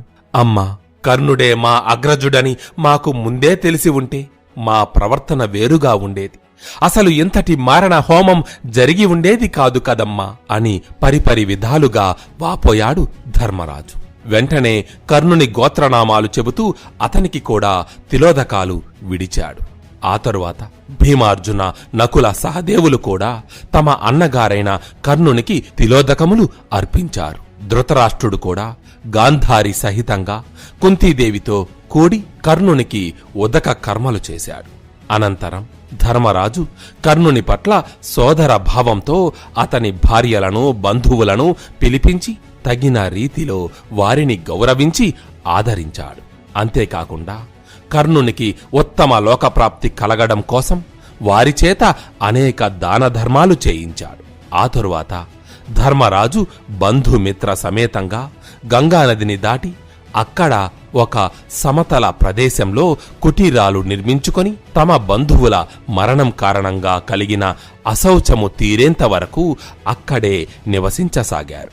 అలా 1 నెల రోజులు గడిచింది. అయితే ఒకనాడు వ్యాసుడు, నారదుడు, దేవలుడు, కన్వుడు మొదలగు మహారుషులు తమ తమ శిష్యులతో కలిసి అక్కడికి వచ్చారు. వారిని చూసిన ధర్మరాజు తన తమ్ముళ్లతోనూ భార్య ద్రౌపదితోనూ కలిసి వారికి అర్ఘ్యపాద్యాదులు ఇచ్చి సత్కరించాడు. అప్పుడు నారదుడు ధర్మరాజుతో, ధర్మజా, నీవు అదృష్టవంతుడివి. కురుక్షేత్రమనే ఈ మహాసాగరాన్ని శ్రీకృష్ణుని సలహాతో భీమార్జునుల బాహుబలంతో అవలేలగా దాటావు. ఎటువంటి క్లిష్ట పరిస్థితులు ఎదురైనా కూడా నీవు ధర్మాన్ని తప్పలేదు. ఆ ధర్మనిరతే నీకు విజయం తెచ్చిపెట్టింది. ఇక నీవే ఈ కురు రాజ్యానికి సామ్రాట్టువి. జనరంజకంగా ఈ భూమండలాన్ని పాలించు. ఇప్పుడు నీకు సంతోషంగా ఉందా అని అడిగాడు. అయితే దానికి ధర్మరాజు, ఓ నారద మహర్షి, మీరన్నట్టు శ్రీకృష్ణుని కృపా కటాక్షములతోనూ పెద్దల ఆశీస్సులతోనూ భీమార్జునుల బల పరాక్రమాల వలన నాకు విజయం చేకూరింది. కాని నేను ఈ యుద్ధంలో నా అన్నదమ్ములను, బంధుమిత్రులను, గురువులను, మరీ ముఖ్యంగా అభిమన్యుణ్ణి, ఉప పాండవులను పోగొట్టుకున్నాను. ఇలా అందరినీ పోగొట్టుకుని నేను సాధించిన విజయము ఒక విజయమేనా? అదీగాక మొదటి నుండి దుర్యోధనుడికి కుడి భుజంగా ఉన్న కర్ణుడు మా సొంత అన్నయ్యేనని తెలిసినప్పటి నుండి నా గుండె బాధతో అలమటించిపోతోంది. యుద్ధం మొదలవడానికి ముందు మా తల్లి కుంతీదేవి కర్ణుని వద్దకు ఒంటరిగా పోయి అతడికి అన్ని విషయాలు చెప్పి మాకు కౌరవులకు మధ్య ఉన్న వైరం పోగొట్టమని, అతడిని మా పక్షాన చేరమని అర్థించిందట. అప్పుడు కర్ణుడు ఆమెతో ఏమన్నాడంటే తెలుసా? అమ్మా, ఇన్నాళ్ళు దుర్యోధనుడి చెంత ఉండి ఆయన చేత సకల మన్ననలు పొంది ఇప్పుడు విడిచిపెట్టడం బాగుంటుందా? అర్జునునితో యుద్ధం చేయడానికి కదా దుర్యోధనుడు నన్ను చేరదీసింది. కాబట్టి ఆ వరము మాత్రం ఇవ్వను. కాకపోతే అర్జునుడు తప్ప మిగిలిన పాండవులెవరూ నా చేత చిక్కినా వారికి హాని కలిగించను అని అన్నాడట. ఆ మాటకు కట్టుబడే యుద్ధంలో మమ్మల్ని చంపే అవకాశం వచ్చినా కూడా ప్రాణాలతో విడిచిపెట్టాడు. ఈ విషయాలన్నీ మా అమ్మ కుంతీదేవి మాకు తెలియకుండా దాచిపెట్టింది. అందువల్లనే కర్ణుడు మా అనుజుడని తెలుసుకోలేకపోయాం. ఇంత ఘోరం జరిగిపోయింది. అంతేకాదు, నాడు కురుసభలో దుర్యోధనుణ్ణి సంతోషపెట్టడం కోసం కర్ణుడు ద్రౌపదిని, మమ్మల్ని అన్ని మాటలు అన్నా కూడా నాకు అతని మీద కోపం రాలేదు. ఒక్కొక్కసారి నాకు కర్ణునిలో మా అమ్మ కుంతీదేవి పోలికలు కనిపించేవి. కాని నేను వాటిని అంతగా పట్టించుకోలేదు. అదే నేను చేసిన పెద్ద తప్పు. ఇంకా మహర్షి, దుర్యోధనుడు అన్న మాటలకు నాకు ఎంత కోపం వచ్చినా పక్కనున్న కర్ణుని ముఖం చూసేసరికి ఆ కోపం స్థానంలో శాంతం ఆవహించేది. అటువంటి కర్ణుణ్ణి, మా అన్న కర్ణుణ్ణి చంపిగాని నా ముఖం చూడవద్దని అర్జునుణ్ణి ఆజ్ఞాపించాను. నా చేజేతులారా నేనే మా అన్నను చంపుకున్నాను అని అమితమైన దుఃఖంతో ధర్మరాజు విలపించసాగాడు. ధర్మరాజు కర్ణుడి భార్యలను బంధువులను పిలిపించి తగిన రీతిలో వారిని ఆదరించాడు. అంతేకాకుండా తన దగ్గరకు వచ్చిన నారద మహర్షిని కర్ణుడి గురించి ఇంకా వివరాలు అడుగుతూ, ఓ నారద మునీంద్ర, అసలు మా అన్నయ్య కర్ణుని రథం అర్జునునితో యుద్ధం చేస్తుండగా ఎందుకు భూమిలోకి కుంగిపోయింది? దానికి గల కారణాన్ని నాకు తెలియజేయండి అని ధర్మరాజు అడిగాడు. దానికి నారదుడు, ధర్మజ, తాను కన్యగా ఉన్నప్పుడు దుర్వాస మహాముని ఇచ్చిన వరప్రభావం చేత సూర్యభగవానుణ్ణి ప్రత్యక్షం చేసుకుని సహజ కవచ కుండలాలు కలిగిన ఒక కుమారుణ్ణి కన్నది మీ తల్లి కుంతీదేవి. అతడే మీ అగ్రజుడు. అయితే సూర్యదేవుని మహిమ వలన కుమారుడు జన్మించినా కూడా ఆమె కన్యత్వానికి భంగం కలగలేదు. కాని వివాహం కాకుండా ఒక కొడుకుని కన్న తనని సమాజం ఏమంటుందోనని లోకనిందకు భయపడి ఆ పుట్టిన బిడ్డను ఒక పెట్టెలో పెట్టి పక్కనే ఉన్న నదిలో విడిచిపెట్టింది. అనుకోకుండా ఆ పెట్టె ఒక సూతునికి దొరికింది. అందులోని బిడ్డను అతడే పెంచి పెద్ద చేశాడు. అందుకే కర్ణుడు సూతపుత్రుడయ్యాడు. అయితే ధర్మజ, కర్ణుడు పుట్టి పెరిగినప్పటి నుండి మీ మీద అంతులేని ద్వేషాన్ని పెంచుకున్నాడు. భీమార్జునుల బలపరాక్రమాలు, నకుల సహదేవుల నీతిశాస్త్ర పాండిత్యము, మిమ్మల్ని ప్రజలందరూ మెచ్చుకోవడం అతనికి కంటగింపుగా ఉండేది. మీ మీద ఉన్న అసూయ ద్వేషాలతోనే అతడు దుర్యోధనునితో మైత్రి చేశాడు.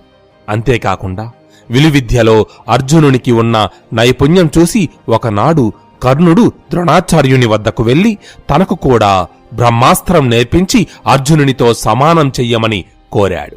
అయితే అప్పట్లో బ్రహ్మాస్త్రం ఇంకా మొదలగు శక్తివంతమైన దివ్యాస్త్రాలను కేవలం బ్రాహ్మణులకు, క్షత్రియులకు మాత్రమే నేర్పించేవారు. ఇంకా చెప్పాలంటే వారిలో కూడా ఎవరికైతే అర్హత ఉందో, ఆ అస్త్ర శక్తిని అదుపు చెయ్యగల సామర్థ్యం ఉందో వారికి మాత్రమే ప్రసాదించేవారు. ఎందుకంటే పొరబాటున అవి అధర్మపరులు, వివేకహీనుల చేతుల్లోకి వెళితే లోకానికి ప్రమాదకరం. ఇదే విషయాన్ని ద్రోణాచార్యుడు కర్ణుడికి చెప్పి అతడికి బ్రహ్మాస్త్రాన్ని ఇవ్వడానికి నిరాకరించాడు. అయితే ఆ తరువాత కూడా కర్ణుడు తన పట్టుదలను విడవలేదు. ఆ మరునాడు మహేంద్రగిరి పర్వతం మీద ఉన్న పరశురాముడి దగ్గరకు వెళ్లి తాను బ్రాహ్మణుడను అని అబద్ధం చెప్పి ఆయన వద్ద శిష్యునిగా చేరాడు. పరశురాముడు కూడా కర్ణుడిని తన శిష్యునిగా స్వీకరించాడు. అలా కర్ణుడు పరశురాముని వద్ద అస్త్ర విద్య నేర్చుకున్నాడు. అయితే ఒకనాడు కర్ణుడు ధనుర్విద్యాభ్యాసం చేస్తుండగా పొరబాటున అతడు ప్రయోగించిన బాణం ఒకటి వెళ్లి ఒక బ్రాహ్మణుడి ఇంటి ముందున్న హోమదేవునికి తగిలింది. దాంతో ఆ గోవు అక్కడికక్కడే చనిపోయింది.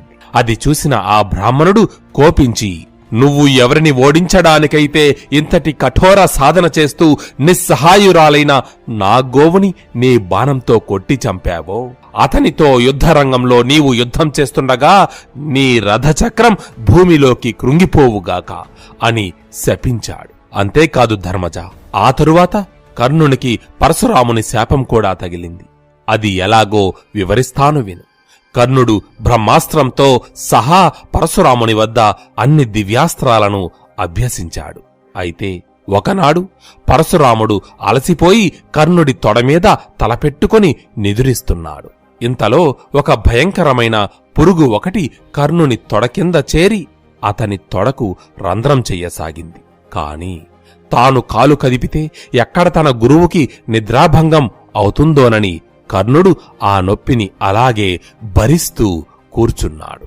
కాని ఆ గాయం నుంచి కారిన నెత్తురు పరశురాముని శరీరానికి చల్లగా తగిలి ఆయన నిద్ర నుండి మేల్కొన్నాడు. ఆ తరువాత ఏం జరిగింది అని కర్ణుణ్ణి అడిగాడు. దానికి అతడు జరిగిందంతా ఆయనకు వివరించాడు. అప్పుడు పరశురాముడు కర్ణుడి తొడకు గాయం చేసిన పురుగు వంక చూశాడు. ఆ మహానుభావుని చూపులతోనే దానికి శాప విమోచనమయ్యింది. వెంటనే ఆ పురుగు ఒక రాక్షసి రూపం ధరించింది. మహాత్మా, నేను గ్రస్తుడు అనే రాక్షసుణ్ణి. పూర్వం భృగు మహర్షి భార్యను అపహరించి ఆయన ఇచ్చిన శాపం కారణంగా ఇలా కీటకంగా మారాను. నేడు తమ అమృత సమానమైన చూపులతో నాకు శాప విమోచనం కలిగింది, ధన్యుడను అని చెప్పి వెళ్ళిపోయాడు. ఆ తరువాత పరశురాముడు కర్ణుణ్ణి చూసి, కర్ణ, నీవు చూపిన ఓర్పు సహనం బ్రాహ్మణుడికి తగినది కాదు. నిజం చెప్పు, నీవు ఎవరు అని అడిగాడు. దానికి కర్ణుడు భయపడుతూనే, గురుదేవా, నేను బ్రాహ్మణుడను కాను, సూతపుత్రుడను అని సమాధానమిచ్చాడు. అది విన్న పరశురాముడు కోపించి, కర్ణ, నీవు కపటంతో బ్రాహ్మణుడవని నమ్మించి నా వద్ద అస్త్ర విద్య నేర్చుకున్నావు. కాబట్టి నీవు మోసంతో సంపాదించిన ఈ విద్య నీ జీవితంలోని అత్యంత క్లిష్టమైన సమయంలో నీకు గుర్తు రాకుండా పోతుంది అని శపించాడు. అది విన్న కర్ణుడు బాధాతప్త హృదయుడై అక్కడి నుండి దుర్యోధనుడి వద్దకు వెళ్లి జరిగిన విషయమంతా అతనికి వివరించాడు. ఆ తరువాత కొంతకాలం గడిచింది.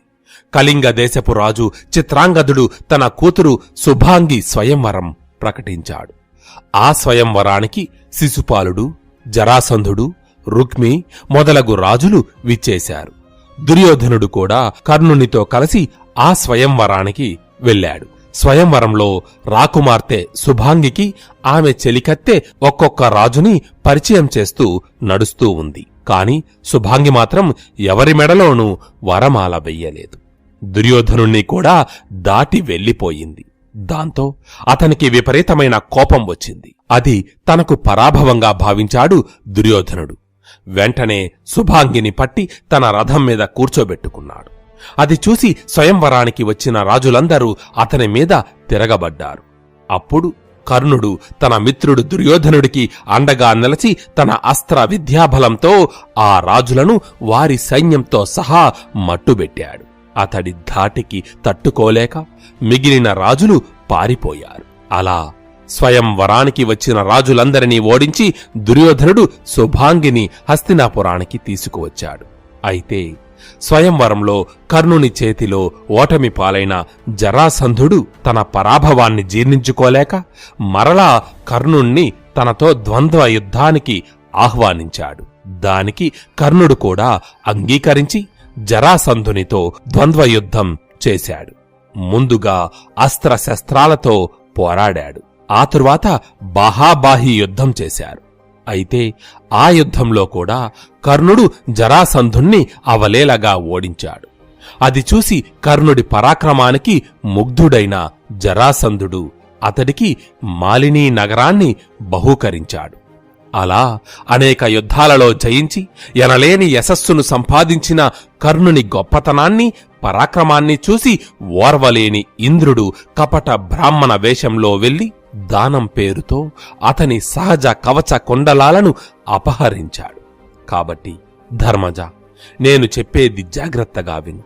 మొదట బ్రాహ్మణ శాపము, తరువాత పరశురాముని శాపము, ఇంకా ఇంద్రుని చేత కవచ కుండలాల అపహరణ, అర్జునుని తప్ప మిగిలిన వారెవరినీ చంపనని కర్ణుడు కుంతిదేవికి ఇచ్చిన వరము, యుద్ధానికి ముందు భీష్ముడు కర్ణుడిని అర్ధరథుడు అని ప్రకటించి అవమానించడం, యుద్ధ సమయంలో శల్యుడు తుచ్చమైన మాటలతో కర్ణుడిలోని ధైర్యాన్ని నీరుగార్చడం, ఇవన్నీ తోడైతేనే అర్జునుడు కర్ణుణ్ణి చంపగలిగాడు. అంతేకాకుండా ధర్మజ, పరమశివుడు, ఇంద్రుడు, యముడు, వరుణుడు, మిగిలిన దేవతలు జరగబోయే యుద్ధాన్ని ముందుగానే ఊహించి వారి వారి దివ్యాస్త్రాలను అర్జునునికి వరంగా ప్రసాదించారు. ఇన్ని కారణాల చేత, ఇంతమంది ఆశీస్సుల చేత అర్జునుడు కర్ణుణ్ణి సంహరించగలిగాడేగాని లేకపోతే కర్ణుడిని ఓడించడం అర్జునుడి వల్ల కాని పని అని కర్ణుని యొక్క పూర్తి జీవిత విశేషాలను ధర్మరాజుకి వివరించాడు నారద మహర్షి. ఆయన మాట్లాడిన మాటలన్నీ సావధానంగా విన్న ధర్మరాజు తీవ్రమైన శోకంతో కుమిలిపోయాడు. అప్పుడే పక్కన ఉన్న కుంతీదేవి అతడిని ఓదార్చింది. అయితే అప్పుడు ఆమెను చూసిన ధర్మరాజుకి విపరీతమైన కోపం వచ్చింది. అమ్మా, నీవు ఈ రహస్యం మా వద్ద దాచడం వల్లనే కదా ఇంతటి అనర్థం జరిగింది. కాబట్టి నేటి నుండి స్త్రీలలో నిజాన్ని దాచే శక్తి నశించుగాక అని మొత్తం స్త్రీ జాతినంతా ధర్మరాజు శపించాడు. అయినా కూడా అతని మనసుకి శాంతి కలగలేదు. పక్కనే ఉన్న అర్జునుని చూసి, అర్జున, ఎవరూ లేని ఈ రాజ్యం మనకెందుకు? ఎక్కడికైనా పోయి భిక్షకు వృత్తి చేపట్టి బ్రతుకు వెళ్లదిద్దాం. అప్పుడే నా మనసుకు శాంతి లభిస్తుంది. ఈ యుద్ధంలో మనకు అయిన వాళ్ళందరినీ చంపుకొని చివరికి ఒంటరి వాళ్ళమయ్యాం. ఎందుకీ క్షత్రియ ధర్మం?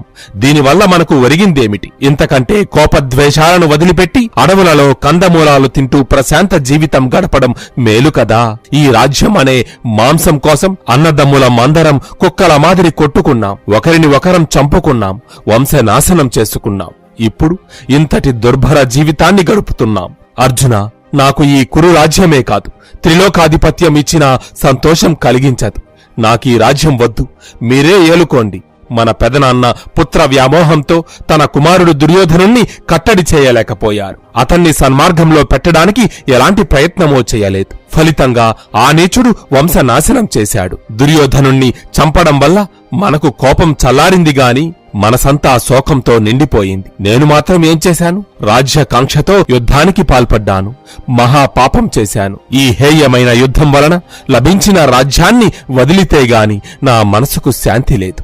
కాబట్టి నేను తపోవనాలకు వెళ్లి మునుల మధ్య మునివృత్తి స్వీకరించి శేష జీవితం ఆనందంగా గడుపుతాను అని అన్నాడు. అయితే ఆ మాటలు విన్న అర్జునునికి పట్టరానంత కోపం వచ్చింది. కాని ఆ కోపాన్ని మనసులోనే అణుచుకుని పైకి అంటూ చిరునవ్వు నవ్వుతూ, అన్నయ్యా, ఇలాంటి మాటలు ఎక్కడన్నా ఉన్నాయా?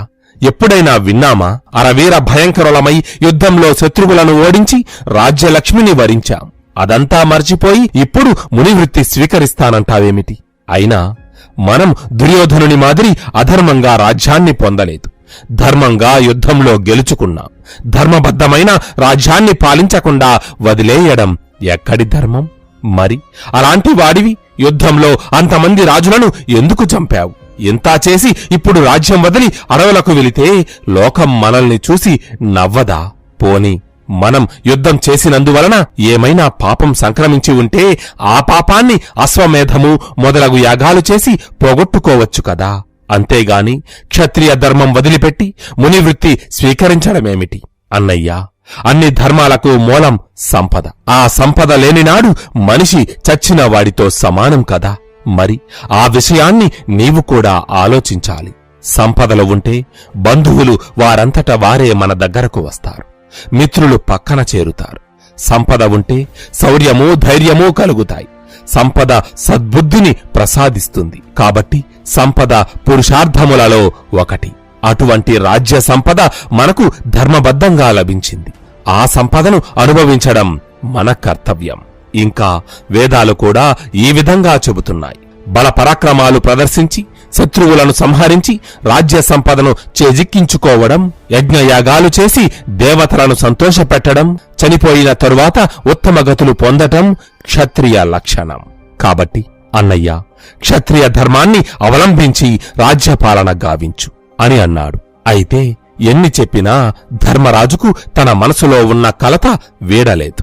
అర్జున, ఎందుకో నా మనసు ఈ రాజ్యపాలనకు అంగీకరించడం లేదు. ఈ లోకంలో తృప్తికి మించిన సుఖం, సంపద వేరొకటి లేదు. ఈ సారహీనమైన సంసార సుఖాలు విడిచిపెట్టి ఒంటరిగా అడవులకు పోయి అక్కడ ఉన్న తాపసల ఉపదేశాలను వింటూ, ఎవరితో వైరం పెట్టుకోకుండా అందరితో స్నేహంగా ఉంటూ, నిందను స్తుతిని సమానంగా స్వీకరించి, కత్తితో పొడిచిన వాడిని, మేనికి చందనం అద్దిన వాడిని సమానంగా పరిగణిస్తూ, మూగవాడి మాదిరి మౌనవ్రతం పాటిస్తూ, తగిన సమయాలలో పర్ణశాలలకు వెళ్లి ఎవరేమిచ్చినా అదే మహాప్రసాదమని స్వీకరించి తృప్తిపడడం కన్నా ఈ లోకంలో కలిగే సుఖమేముంటుంది? అలా కాకుండా కర్మ మార్గంలో పయనిస్తే మనకు ఒరిగేదేమిటి?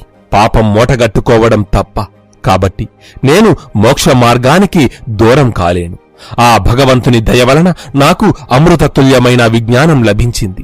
అదే మోక్ష మార్గము. దానిని నేను వదులుకోలేను అని అన్నాడు ధర్మరాజు. ఆ మాటలు విన్న భీముడు, అన్నయ్య, నీవు కర్మయోగివి. సృష్టి ధర్మమైన కర్మలను ఆచరించకుండా ఈ విధంగా మునివృత్తి స్వీకరిస్తాననడం ధర్మం కాదు. యుద్ధంలో ఇంతమంది చనిపోవడం వల్ల నీకు తాత్కాలికంగా రాజధర్మం మీద కోపం, ద్వేషం కలిగాయి. కాని ఈ వైరాగ్యమేదో యుద్ధానికి ముందు మీకు కలిగి ఉంటే ఎంతో మంది రాజులు, బంధువులు, సైనికులు బ్రతికి ఉండేవారు కదా. మేము కూడా రాజ్యం మీద ఆశ వదులుకొని మునివృత్తి స్వీకరించేవాళ్లము. ఈ మహాభారత యుద్ధం సంభవించి ఉండేది కూడా కాదు. ఇంత ప్రాణనష్టమూ జరిగేది కాదు. మరి ఆనాడు అంతటి భీకరమైన ప్రతిజ్ఞలు చేసి యుద్ధంలో పాల్గొని అందరినీ చంపి ఇప్పుడు నేను అడవులకు పోతాను అంటే లోకులు మనల్ని చూసి పక్కున నవ్వరా? వెనకటికి నీలాంటి వాడే కష్టపడి బావిని తవ్వి అందులోని నీళ్లు తాగకుండా ఊరుకున్నాడట. ఎత్తైన చెట్టు ఎక్కి తేనె పట్టుకొట్టి తేనె తాగకుండా వెళ్ళిపోయాడట. విస్తరి నిండా మృష్టాన్నము వడ్డిస్తే తినకుండా లేచి వెళ్ళిపోయాడట. నీ భుజబలంతో, శక్తియుక్తులతో రాజ్యాన్ని కైవసం చేసుకుని రాజ్యపాలన చేయకుండా అడవులకు పోతాను అనడం కూడా అటువంటిదే కదా. అయినా నీకు అన్నీ తెలుసు, ఇంకా నేను చెప్పేదేముంది? అన్నయ్యా, నీవు అడవులకు పోతుంటే మీ వెనక మేము నడుస్తుంటే చూసే జనం మమ్మల్ని ఎంత అపహాస్యం చేస్తారు. నిన్ను ఆపకపోగా మేము కూడా నీతో వస్తున్నామని మమ్మల్ని నిందిస్తారు. నీవు అడవులకు పోయి నీ తమ్ముళ్ళందరికీ రాజ్య సంపదలను, భోగభాగ్యాలను దూరం చేస్తావా? నీ ప్రజలందరినీ శోక సముద్రంలో ముంచుతావా? ఓ ధర్మరాజా, కర్మలను విడిచిపెట్టడమే మోక్ష మార్గమైతే అడవిలో ఉన్న చెట్లు ఎటువంటి కర్మలు చేయడం లేదు కదా. మరి వాటికి మోక్షం లభించడం లేదే. నీవు అంతే కదా. కాబట్టి అన్నయ్య, కర్మలను త్యాగం చెయ్యడం కాదు, కర్మలు ఆచరిస్తూ ఆ కర్మఫలాన్ని త్యాగం చెయ్యాలి. తాను చేసిన కర్మల ఫలాన్ని బ్రహ్మార్పణం అంటూ నిష్కామ కర్మలో మునిగి తేలాలి. అప్పుడే తత్వజ్ఞానము కలుగుతుంది. కర్మరాహిత్యము దానంతటా అదే సంక్రమిస్తుంది. కాబట్టి కేవలం కర్మలు చెయ్యకుండా అడవులకు వెళితే మోక్షం రాదు అని అన్నాడు భీముడు. అయితే ఎవరెన్ని చెప్పినా చలనం లేకుండా నిలుచున్నాడు ధర్మరాజు. ఆ తరువాత నకుల, సహదేవులు కూడా తమ అన్నయ్యను రాజ్యపాలనకు ఒప్పించే ప్రయత్నం చేస్తూ ఎన్నో మంచి మాటలను చెప్పారు. ఇంకా ద్రౌపది కూడా మాట్లాడుతూ, నాథా, మనం అడవులలో గడిపిన రోజులను ఒకసారి జ్ఞాపకం తెచ్చుకోండి. అరణ్య అజ్ఞాతవాసాలు పరిసమాప్తి కాగానే దుర్యోధనుణ్ణి చంపి మనం తిరిగి రాజ్య సంపదలను అనుభవిస్తామని మీరు మీ తమ్ములని అనునయించలేదా? మీరు చెప్పిన ప్రకారమే దుర్యోధనుణ్ణి చంపి రాజ్యాన్ని కైవసం చేసుకున్నారు. కాని ఇప్పుడు అన్నమాట మరచి రాజ్యత్యాగం చేసి అడవులకు పోతానంటున్నారు.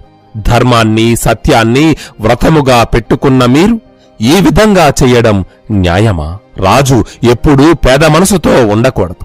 తన రాజ్యాన్ని, ప్రజలను రక్షించాలి. దుర్మార్గులను నిర్దయగా శిక్షించి సన్మార్గులను దయతో రక్షించాలి. రాజు మనిషి రూపంలో ఉండే దేవుడు. అలాంటి రాజు చేతకానివాడైతే దుర్మార్గులు విజృంభిస్తారు. రాజునందు దేవుడు దండనీతిని ప్రతిష్ఠించాడు. అపరాధులను శిక్షించడం రాజు ధర్మం. దాని ద్వారా అతనికి పుణ్యం సిద్ధిస్తుంది. తప్పు చేసిన వారు ఎవరైనా శిక్షించడం రాజధర్మం. అదే రాజధర్మాన్ని మీరు నిర్వర్తించారు. రజస్వలను, ఏకవస్త్రను అయిన నన్ను సభకు ఈడ్చుకొని వచ్చి వలువలు ఓడదీసి తన తొడచూపి అవమానించిన దుర్యోధన, దుశ్శాసన, కర్ణులను మీరు ఒక రాజుగా శిక్షించారు. అది పాపం కాదు. దానికి మీరు చింతించాల్సిన పనిలేదు. ఇంకా చెప్పాలంటే విషప్రయోగం చేసిన వాళ్లను, మనుషులను ఇంట్లో పెట్టి కాల్చాలని చూసిన వాళ్లను, రాజకీయ రహస్యాలను బహిరంగపరచిన వాళ్లను, హంతకులను, పరసతిని కోరినవాడిని, బంధువులను చంపినవాడిని దండించడం రాజధర్మం. అది పుణ్యకార్యం కూడా. మరొక విషయం ఏమిటంటే దండించదగ్గ వాళ్లను దండించకపోవడం మహాపాపం. రాజు దండనీతిని అమలుపరచడం వలన ప్రజలకు మేలే జరుగుతుంది. వారికి రక్షణ కల్పిస్తుంది. దుష్ట శిక్షణ, శిష్ట రక్షణ చెయ్యాల్సిన రాజు మునివృత్తి స్వీకరిస్తానని అనడం ధర్మమా? కాబట్టి మీ మనసులోని అనుమానాన్ని తొలగించండి. నాథా, నా మాదిరి జీవితంలో ఇన్ని కష్టాలు పడ్డ స్త్రీలు ఎవరన్నా ఉన్నారా? కాని నేను అన్నిటినీ స్వీకరించి గృహస్థ ధర్మం విడిచిపెట్టకుండా ఉండలేదా? కౌరవులు వారి గోతిని వారే తవ్వుకున్నారు. వారి పాపం వారే అనుభవించారు. దానికి మీరు బాధపడటం దేనికి? మీరు రాజ్యభారం వహించి ప్రజలను జనరంజకంగా పాలించండి. అని పలికింది. అయినా కూడా ధర్మరాజు తన మనసులోని సంశయాన్ని విడనాడలేదు. దాంతో వ్యాసుడు కలగజేసుకుని, ధర్మజ, నీ సోదరులు ద్రౌపది చెప్పిన మాటలు అక్షర సత్యాలు. అన్ని ధర్మములలోకెల్లా గృహస్థ ధర్మం అత్యంత గొప్పది. కేవలం మానవులకు మాత్రమే కాదు, పశుపక్షాదులకు కూడా అది ఉత్తమ ధర్మంగా నిలిచింది. ధనము సంపాదించకుండా ఉండటం, ప్రజారక్షణను మరువడం, యుద్ధం చెయ్యకుండా పారిపోవడం క్షత్రియులకు మహాపాపము. ఇది వేదవాక్కు. కాబట్టి నీవు వేదములు చెప్పినట్టుగా నడుచుకో. ధర్మనందన, నీ తమ్ముళ్ళు ఇంకా భార్య నీ మాట ప్రకారం 12 అడవులలో ఒక ఏట అజ్ఞాతంగా నానా కష్టాలు పడ్డారు. ఇప్పుడు వారి మాట మన్నించి వారికి సుఖశాంతులు కలుగజెయ్యి. విరాగి అయి అడవులకు పోయి దేవతలకు, నీ పితృదేవతలకు బాధ కలిగించకు. నీకు న్యాయశాస్త్రం బాగా తెలుసు. ప్రజల ఇష్ట అయిష్టాలను తెలుసుకుని శిష్ట రక్షణ, దుష్ట శిక్షణ చేసి దండనీతిని అమలుపరిచే రాజుకు అన్ని శుభాలే కలుగుతాయి. ప్రజల ఆదాయము నుంచి 6వ భాగము పన్నుగా వసూలు చెయ్యి. వారిని కన్న తండ్రి వలె పాలించు. ఇదే మోక్షానికి మార్గం చూపుతుంది. నీ మనసులో ఉన్న భయాన్ని, సంశయాన్ని వదిలిపెట్టు.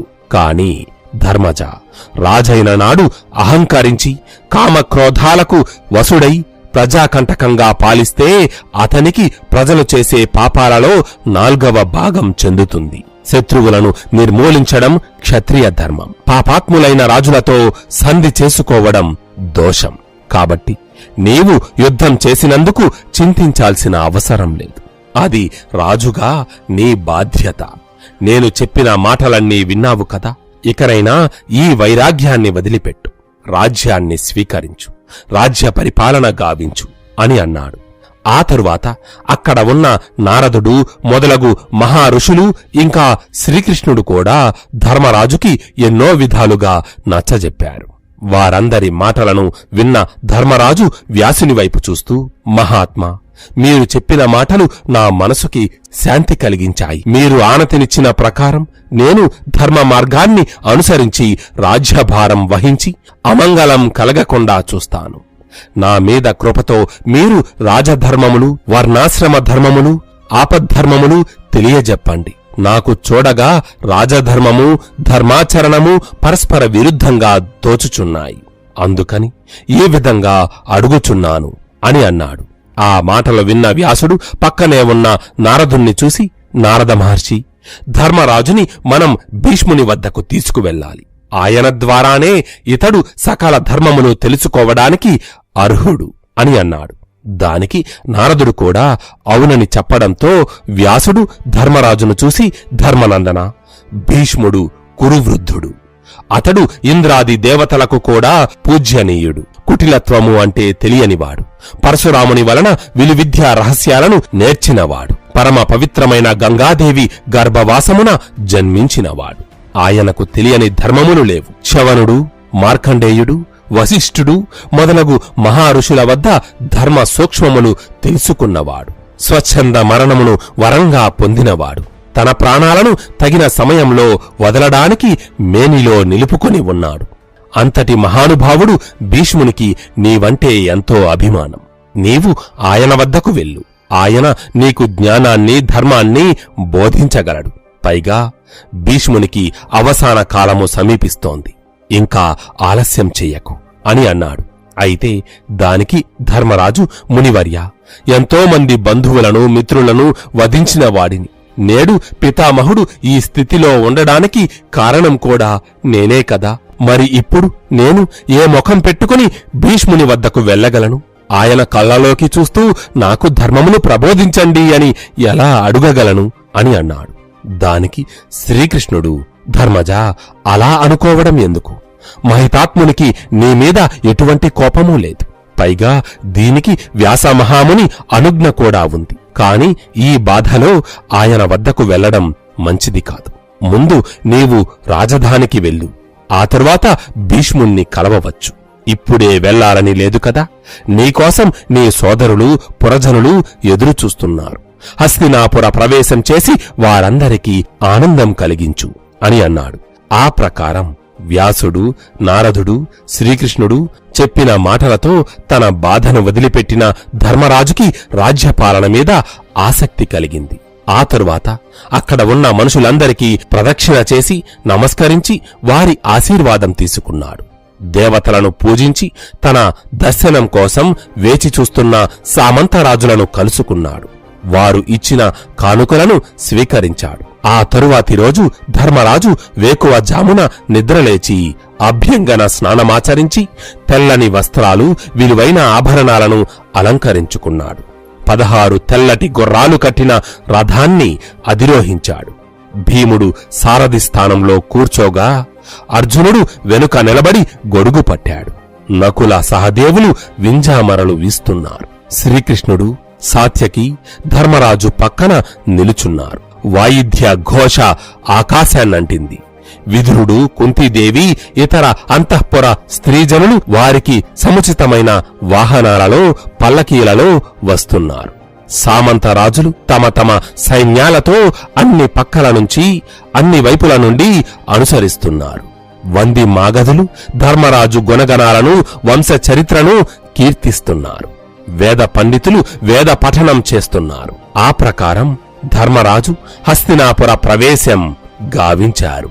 అయితే ధర్మరాజు వస్తున్నాడని తెలిసి ప్రజలు ముందుగానే నగరాన్ని పచ్చని తోరణాలతో అలంకరించారు. అరటి చెట్లను గుమ్మాలకు కట్టారు.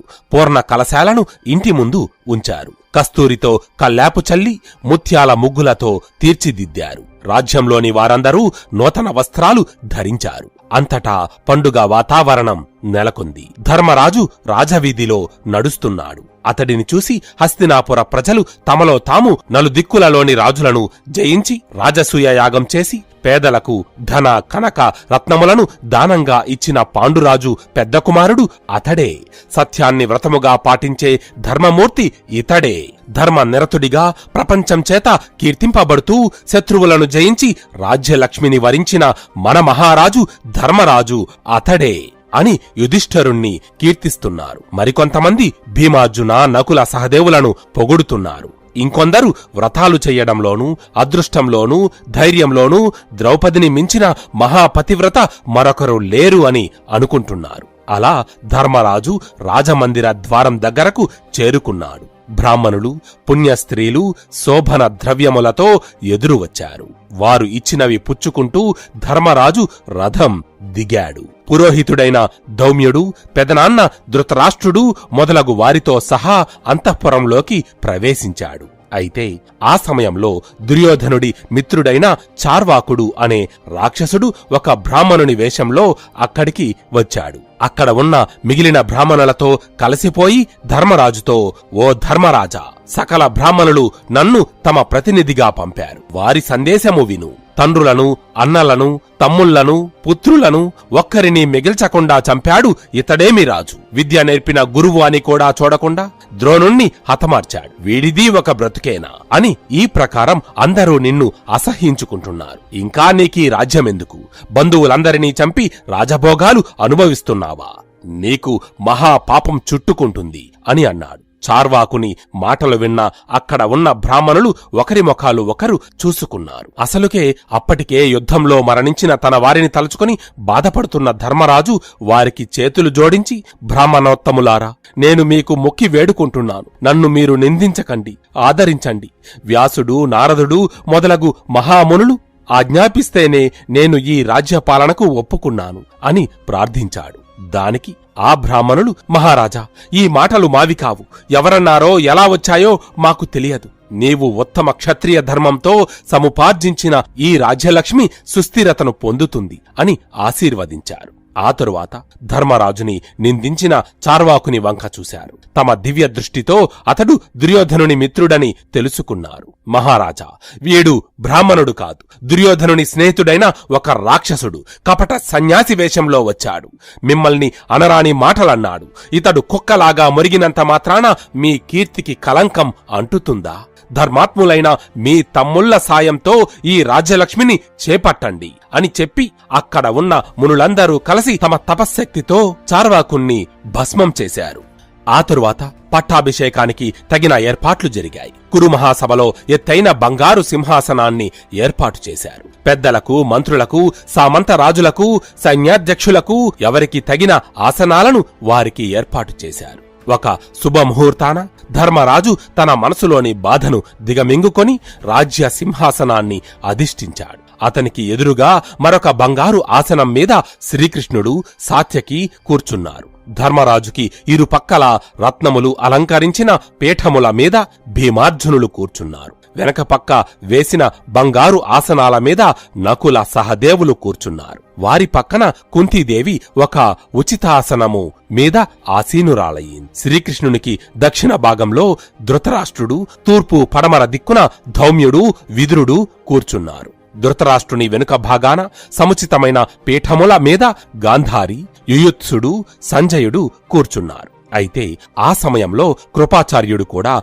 అక్కడికి వచ్చాడు. ఆయన కూర్చోవడానికి ధర్మరాజు ధౌమ్యుని సమీపంలో ఒక ఆసనం వేయించాడు. ఆ తరువాత ధర్మరాజు తెల్లని పూలతో, అక్షింతలతో, బంగారంతో, వెండితో భూదేవిని అర్చించాడు. పండితులు, మంత్రులు, వివిధ దేశాధీశులు, ఉన్నతోద్యోగులు, వ్యాపారవేత్తలు, పరిచర్యలు చేసే సేవకులు, పౌర సంఘాలు, కర్షకులు, జానపదులు, గాయకులు మొదలగు వారంతా ధర్మరాజుని దర్శించుకున్నారు. ధర్మరాజు వారందరికీ తగిన కానుకలు ఇచ్చి సత్కరించాడు. ఇంతలో అభిషేక ద్రవ్యములు సిద్ధమయ్యాయి. శ్రీకృష్ణుని అనుమతితో ధౌమ్యుడు ఈశాన్య దిక్కుగా ఉన్న వేదికను అలంకరించాడు. అందులో నవరత్న ఖచ్చితమైన ఒక బంగారు సింహాసనాన్ని ప్రతిష్ఠించాడు. దానిమీద పెద్ద పులి యొక్క తోలును కప్పి శంఖమును అక్కడ స్థాపించి పూజించాడు.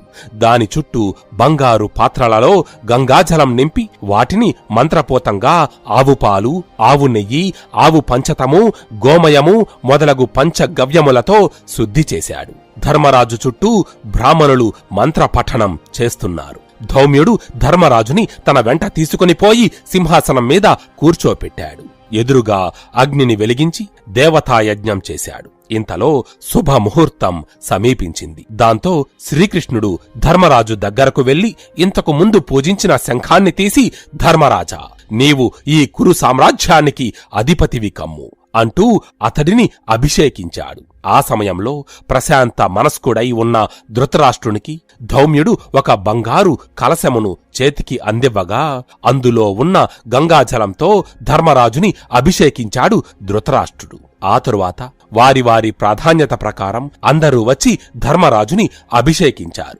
శంఖ, భేరి, మృదంగ వాయిద్యధ్వనులు మారుమ్రోగాయి. ఆ ప్రకారం ధర్మరాజు కురు సామ్రాజ్యానికి పట్టాభిషిక్తుడయ్యాడు. ఆ సందర్భంగా అతడు రాజ్య ప్రజలకు, పేదలకు, పండితులకు, బ్రాహ్మణులకు ఎన్నో దాన ధర్మాలు చేశాడు. అప్పుడు వారు ధర్మరాజుతో, దేవా, దైవబలం, మానుషబలం రెండూ కలిసిన ఫలితంగా మానవాతీతమైన ఈ విజయము, రాజ్యాధికారము మీకు సంప్రాప్తించాయి. తమరు నీతిపరులు, ధర్మపరులు, జాలి, దయ, కరుణ వంటి సద్గుణాలు కలిగినవారు. తమ వంటి ధర్మమూర్తిని ప్రభువుగా కలిగిన మేము ఎంతో అదృష్టవంతులం అని అన్నారు. దానికి ధర్మరాజు, అయ్యా, ఎంతటి వీరులకైనా ధర్మపరులకైనా ప్రజల ఆశీస్సులు లేనిదే గెలవడం అసాధ్యం.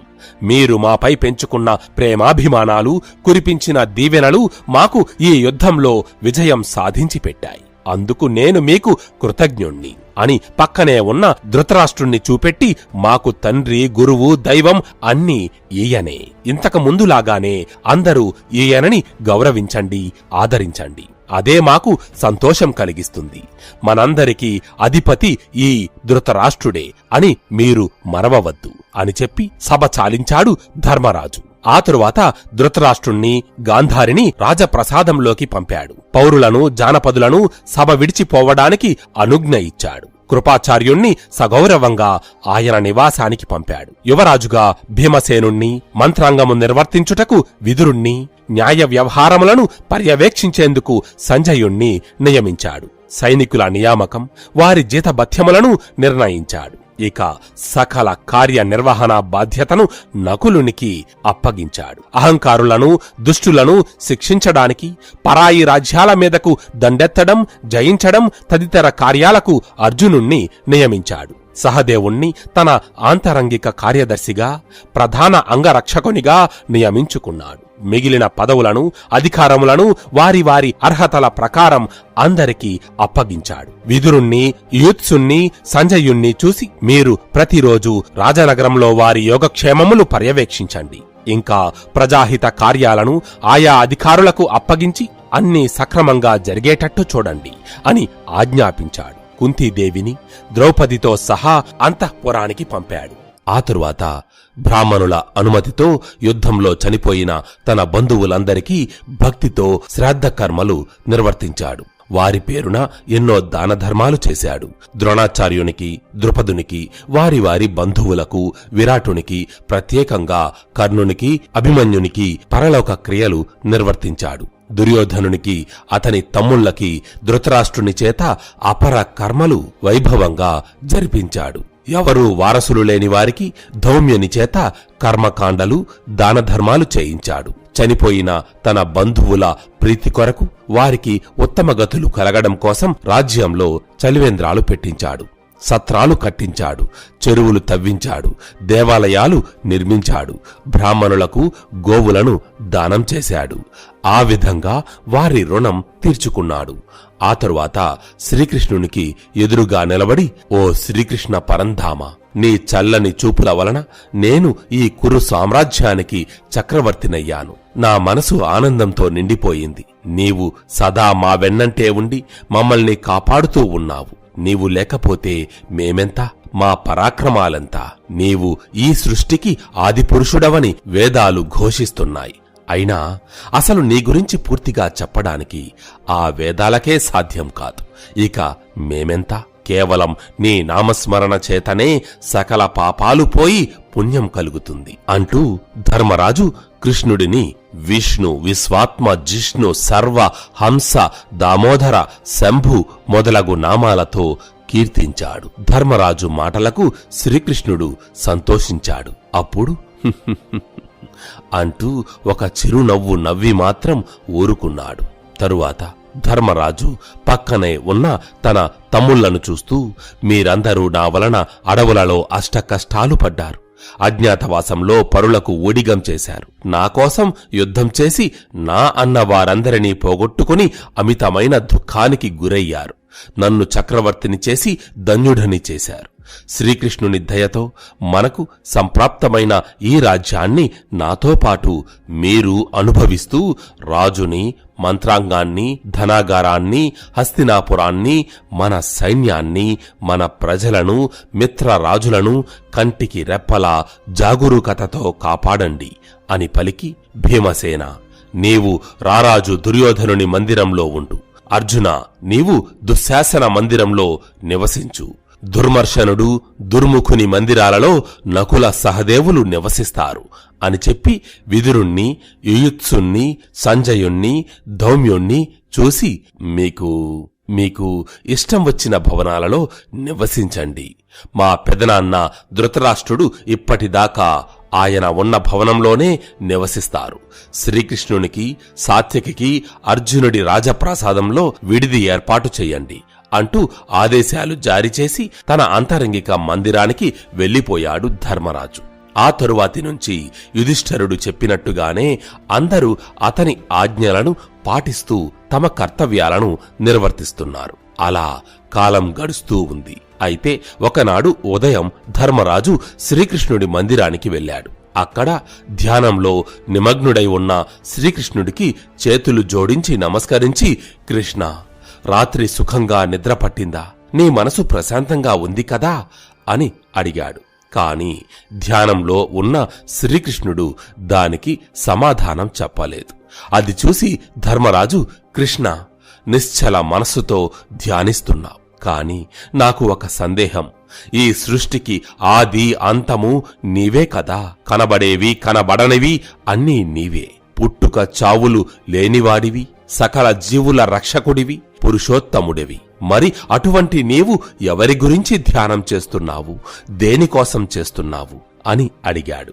దాంతో శ్రీకృష్ణుడు తన ధ్యానం ముగించుకొని నవ్వు ముఖంతో ధర్మరాజుని చూసి, యుధిష్ఠరా, గంగాదేవి తన గర్భవాసాన ఎవరిని కన్నదో, పరశురాముడు ఎవరిని తన శిష్యుడిగా స్వీకరించి సమస్త విద్యలు నేర్పించాడో, అదే పరశురాముడు ఎవరితో యుద్ధం చేసి అలసిపోయాడో, కాశీరాజు కన్యల మూలంగా ఎవరి చేతిలో అనేక మంది రాజులు ఓడిపోయారో, 4 వేదాలను ధనుర్వేదాన్ని ఎవరు ఆమూలాగ్రంగా అభ్యసించారో, ఆ భీష్ముడు నిర్మల మనస్సుతో నన్ను తలచుకుంటున్నాడు. నా మనసు అతనిలో లీనమయ్యింది అని అన్నాడు. అది విన్న ధర్మరాజు, కృష్ణ, భీష్ముని ప్రతిభా విశేషాల గురించి ఇది వరకు చాలామంది చెప్పగా విన్నాను. ఇప్పుడు మరలా నీ నోటి వెంట వింటున్నాను. కృష్ణ, నాకు మా తాత భీష్ముణ్ణి చూడాలని ఎంతో కుతూహలంగా ఉంది. నీతో పాటు నన్ను కూడా చూస్తే ఆయన ఎంతో సంతోషిస్తారు అని అన్నాడు. దానికి శ్రీకృష్ణుడు కూడా అంగీకరించి, అవును ధర్మజ, మనం ఇప్పుడే భీష్ముని వద్దకు వెళ్దాం అని చెప్పి తన సారథి అయిన ధారకుడిని రథం సిద్ధం చెయ్యమని చెప్పాడు. ఆ తరువాత ప్రయాణానికి తగిన ఏర్పాట్లు జరిగాయి. శ్రీకృష్ణుడు, సాత్యకి ఒక రథం మీద, ధర్మరాజు, అర్జునుడు మరొక రథం మీద, భీముడు, నకుల, సహదేవులు ఇంకొక రథం పైన, ఇంకా కృపాచార్యుడు, యుయుత్సుడు, సంజయుడు కూడా తమ తమ వాహనాలపై ఎక్కి అందరూ కలిసి భీష్ముణ్ణి చూడడానికి వెళ్లారు. అదే సమయంలో ముని ఆశ్రమాలలో నుండి వ్యాసుడు, నారదుడు, దేవలుడు, దేవస్థానుడు, దేవరాతుడు మొదలగు మహారుషులు కూడా భీష్ముని వద్దకు బయలుదేరారు. అలా వారందరూ ఓగపతి నదీ తీరానికి వెళ్లి అక్కడ అంపశయ్య మీద పడుకొని ఉన్న భీష్ముణ్ణి చేరుకున్నారు. అప్పుడు శ్రీకృష్ణుడు ఆయన ముందు నిలబడి, ఓ మహానుభావ భీష్మ, నీ మనసు ప్రశాంతంగా ఉందా? శరీరం నిండా ఇన్ని బాణాలు దిగబడినా బాధపడకుండా తట్టుకొని నిలబడటం నీకు కాక ఇంకొకరికి సాధ్యమవుతుందా? నీకు తెలియని విషయాలు లేవు. పుట్టడం క్షత్రియునిగా పుట్టినా కోరికలను వదిలిపెట్టి కఠోర బ్రహ్మచర్యం అవలంబించావు. సమస్త రాజ్యాన్ని తృణప్రాయంగా విడిచిపెట్టావు. నీలాంటి వ్యక్తిత్వం గల మనుషులు చాలా అరుదుగా జన్మిస్తారు. దేవతలు, రాక్షసులు, యక్షులు, నాగులు, గంధర్వులు అందరూ కలిసి ఒక్కసారిగా దండెత్తి వచ్చినా వారందరినీ జయించగల సమర్థుడవి. అంతేకాకుండా ఇంద్రియ నిగ్రహం, సత్యం, తపం, దానం, ధనుర్వేదం మొదలగు వాటిలో నిపుణుడివి. ధర్మచింతనలో అగ్రగణ్యుడివి. పైగా అష్టవసువులలో పెద్దవాడివి. గంగా గర్భమున జన్మించిన వాడివి. నీ గురించి ఎంత చెప్పినా తక్కువే. ఇదిగో ధర్మరాజు తన వారందరినీ పోగొట్టుకుని బాధాతప్త హృదయుడై ఉన్నాడు. అమృత సమానమైన నీ మాటలతో అతని బాధను పోగొట్టు. నీకు తెలియని ధర్మం లేదు. 4 వర్ణములు, 4 ఆశ్రమములు, 4 వేదాలలో చెప్పిన ధర్మాలు అన్నీ నీకు బాగా తెలుసు. ప్రవృత్తి, నివృత్తి, సాంఖ్యము, పురాణాలు, ఇతిహాసాలు, ధర్మశాస్త్రాలు నీకు వెన్నతో పెట్టిన విద్య. మనసులో ఏర్పడిన ఏ సంశయాలనైనా తీర్చగల సమర్థుడవి. ఈ ధర్మరాజుని ఆదరించి అతని సందేహాలను తీర్చు. శోకం, మోహం ఇవి వేసిన బంధనములలో చిక్కుకొని బాధపడుతున్న జనుల దుఃఖాన్ని తీర్చడమే కదా మీలాంటి వారు నేర్చుకున్న విద్యలకు సార్థకత అని అన్నాడు. అది విన్న భీష్ముడు, ఓ పరంధామ, ఈ జగములు అన్నిటికీ నీవే కర్తవు, నీవే భర్తవు, నీవే సంహర్తవు, దేవాది దేవుడవు, అందరి బాధలను తీర్చడానికి సమర్థుడవు. నేను ఏం చెయ్యాలో సెలవివ్వండి అని అన్నాడు. దానికి శ్రీకృష్ణుడు, ఓ మహాశయ, నా మీద మీకు ఉన్న భక్తి అచంచలమని నాకు తెలుసు. భక్తి, సత్ప్రవర్తన ఈ రెండే నా నివాసాలు. ఈ రెండింటిలో ఏ ఒక్కటి కొరవడినా నేను అక్కడ ఉండను. నీకు ఆ 2 పుష్కలంగా ఉన్నాయి. ఈ రోజు నుండి 56 రోజులకు సూర్యుడు ఉత్తరాయణంలో సంచరిస్తాడు. అప్పుడు నీవు ఈ దేహాన్ని వదిలిపెట్టి మరలా జన్మ లేకుండా మోక్షాన్ని పొందవచ్చు. నీ సహచర వసువులు నీ రాక కోసం మానవులకు కనబడకుండా ఆకాశంలో ఎదురుచూస్తున్నారు. కాని నీవు ఈ లోకాన్ని వదిలి వెళ్ళిపోతే నీతో పాటు నీవు ఆర్జించిన జ్ఞానం కూడా మరుగున పడిపోతుంది అని చెప్పి పక్కన ఉన్న ధర్మరాజుని అక్కడకు వచ్చిన మిగిలిన వారిని చూపించి, భీష్మ, నీ ద్వారా ధర్మబోధలు వినడానికి వీరంతా ఇక్కడికి వచ్చారు. నీవు సంపాదించిన జ్ఞానాన్ని వీరందరికీ పంచిపెట్టు. విలువ కట్టలేని జ్ఞాన భాండారాన్ని లోకానికి అందించు. నీవు ధన్యత చెంది వీరిని కూడా ధన్యులను చెయ్యి అని పలికాడు శ్రీకృష్ణుడు. దానికి భీష్ముడు, ఓ కృష్ణ, మీరు అడిగినది కాదనడం సాక్షాత్తు ఆ బ్రహ్మదేవునికి కూడా సాధ్యం కాదు. ఇక నేనెంత చెప్పండి, మీరు చెప్పినట్టుగానే చేస్తాను. కాని నా ఒంట్లో దిగబడిన ఈ బాణాలు నాకు తీరని బాధను కలిగిస్తున్నాయి. నా గొంతు, నాలుక నాకు సహకరించడం లేదు. ఏదైనా మాట్లాడడానికి, అడిగిన దానికి తిరిగి సమాధానం చెప్పడానికి ఒంట్లో సరిపడా శక్తి లేదు. కాబట్టి ఆ ధర్మ సూక్ష్మాలు ఏవో ధర్మరాజుకి మీరే చెప్పవచ్చు కదా.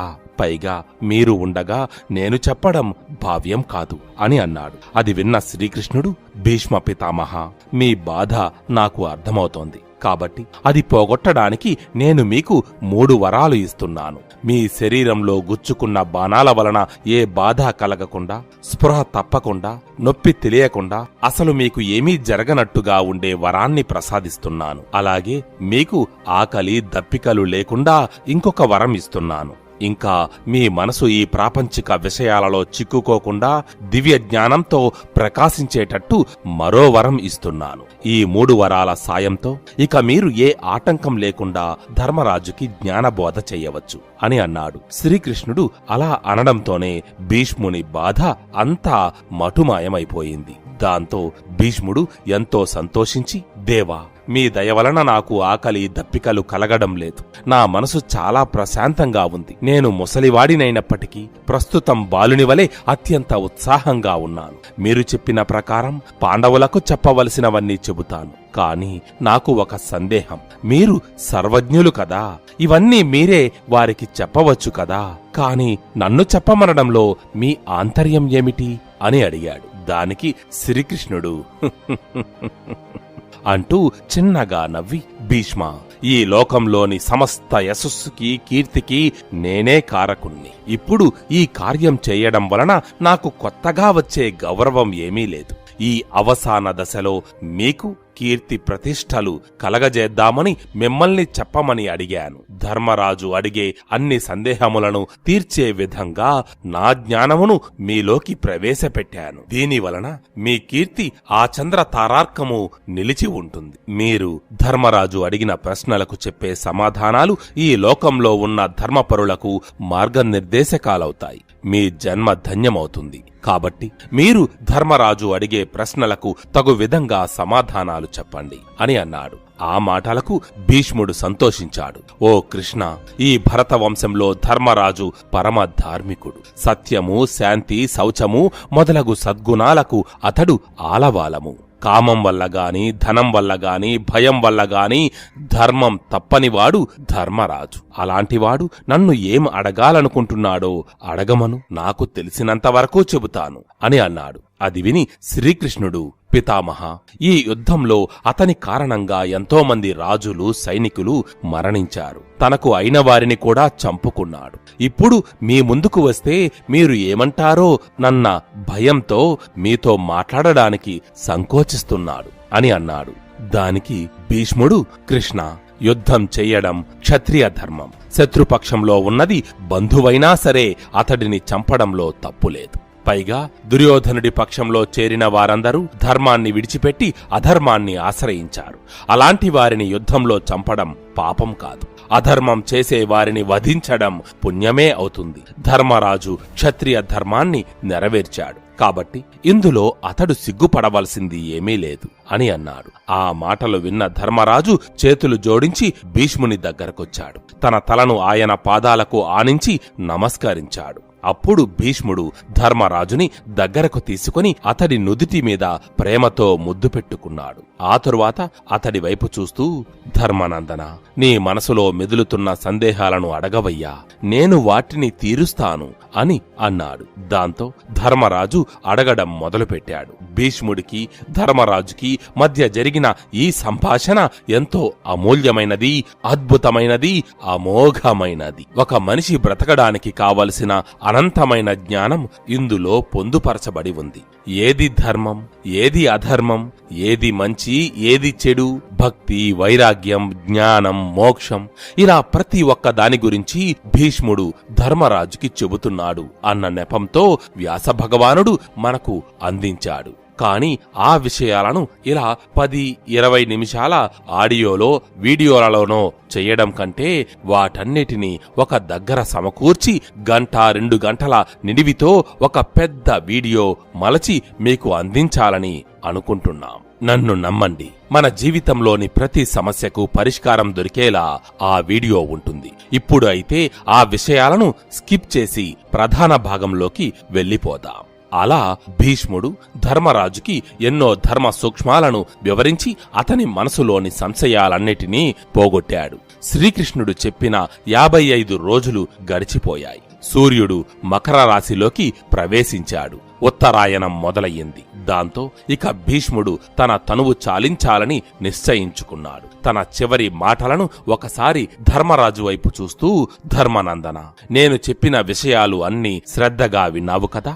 ఇక మనసులో ఎటువంటి సంకోచమూ లేకుండా నీ తమ్ముళ్లతో కలిసి రాజ్యపాలన గావించు. యుద్ధంలో కొడుకులను కోల్పోయిన మీ పెద్ద తండ్రి ధృతరాష్ట్రుడిని, తల్లి గాంధారిని గౌరవంతో ఆదరించు. శత్రువులను దండించి మిత్రులను రక్షించు. ప్రజలను కన్నబిడ్డలవలె చూసుకో. శ్రీకృష్ణుడు ఎల్లప్పుడూ మీకు తోడుగా ఉంటాడు. ఇక ఇంతకు మించి నీకు చెప్పేది ఏమీ లేదు అని చెప్పి ఆ పక్కనే ఉన్న ధృతరాష్ట్రుడిని చూసి, కుమారా, నీకు అన్ని ధర్మాలు తెలుసు. ఇప్పటి వరకు జరిగిన వాటి గురించి గాని లేదా జరగబోయే వాటి గురించి గాని నీవు భయపడవలసిన అవసరం లేదు. నీవు మంచి మనసుతో చూస్తే ఈ పాండవులు కూడా నీ కుమారుల వంటి వారు కారా?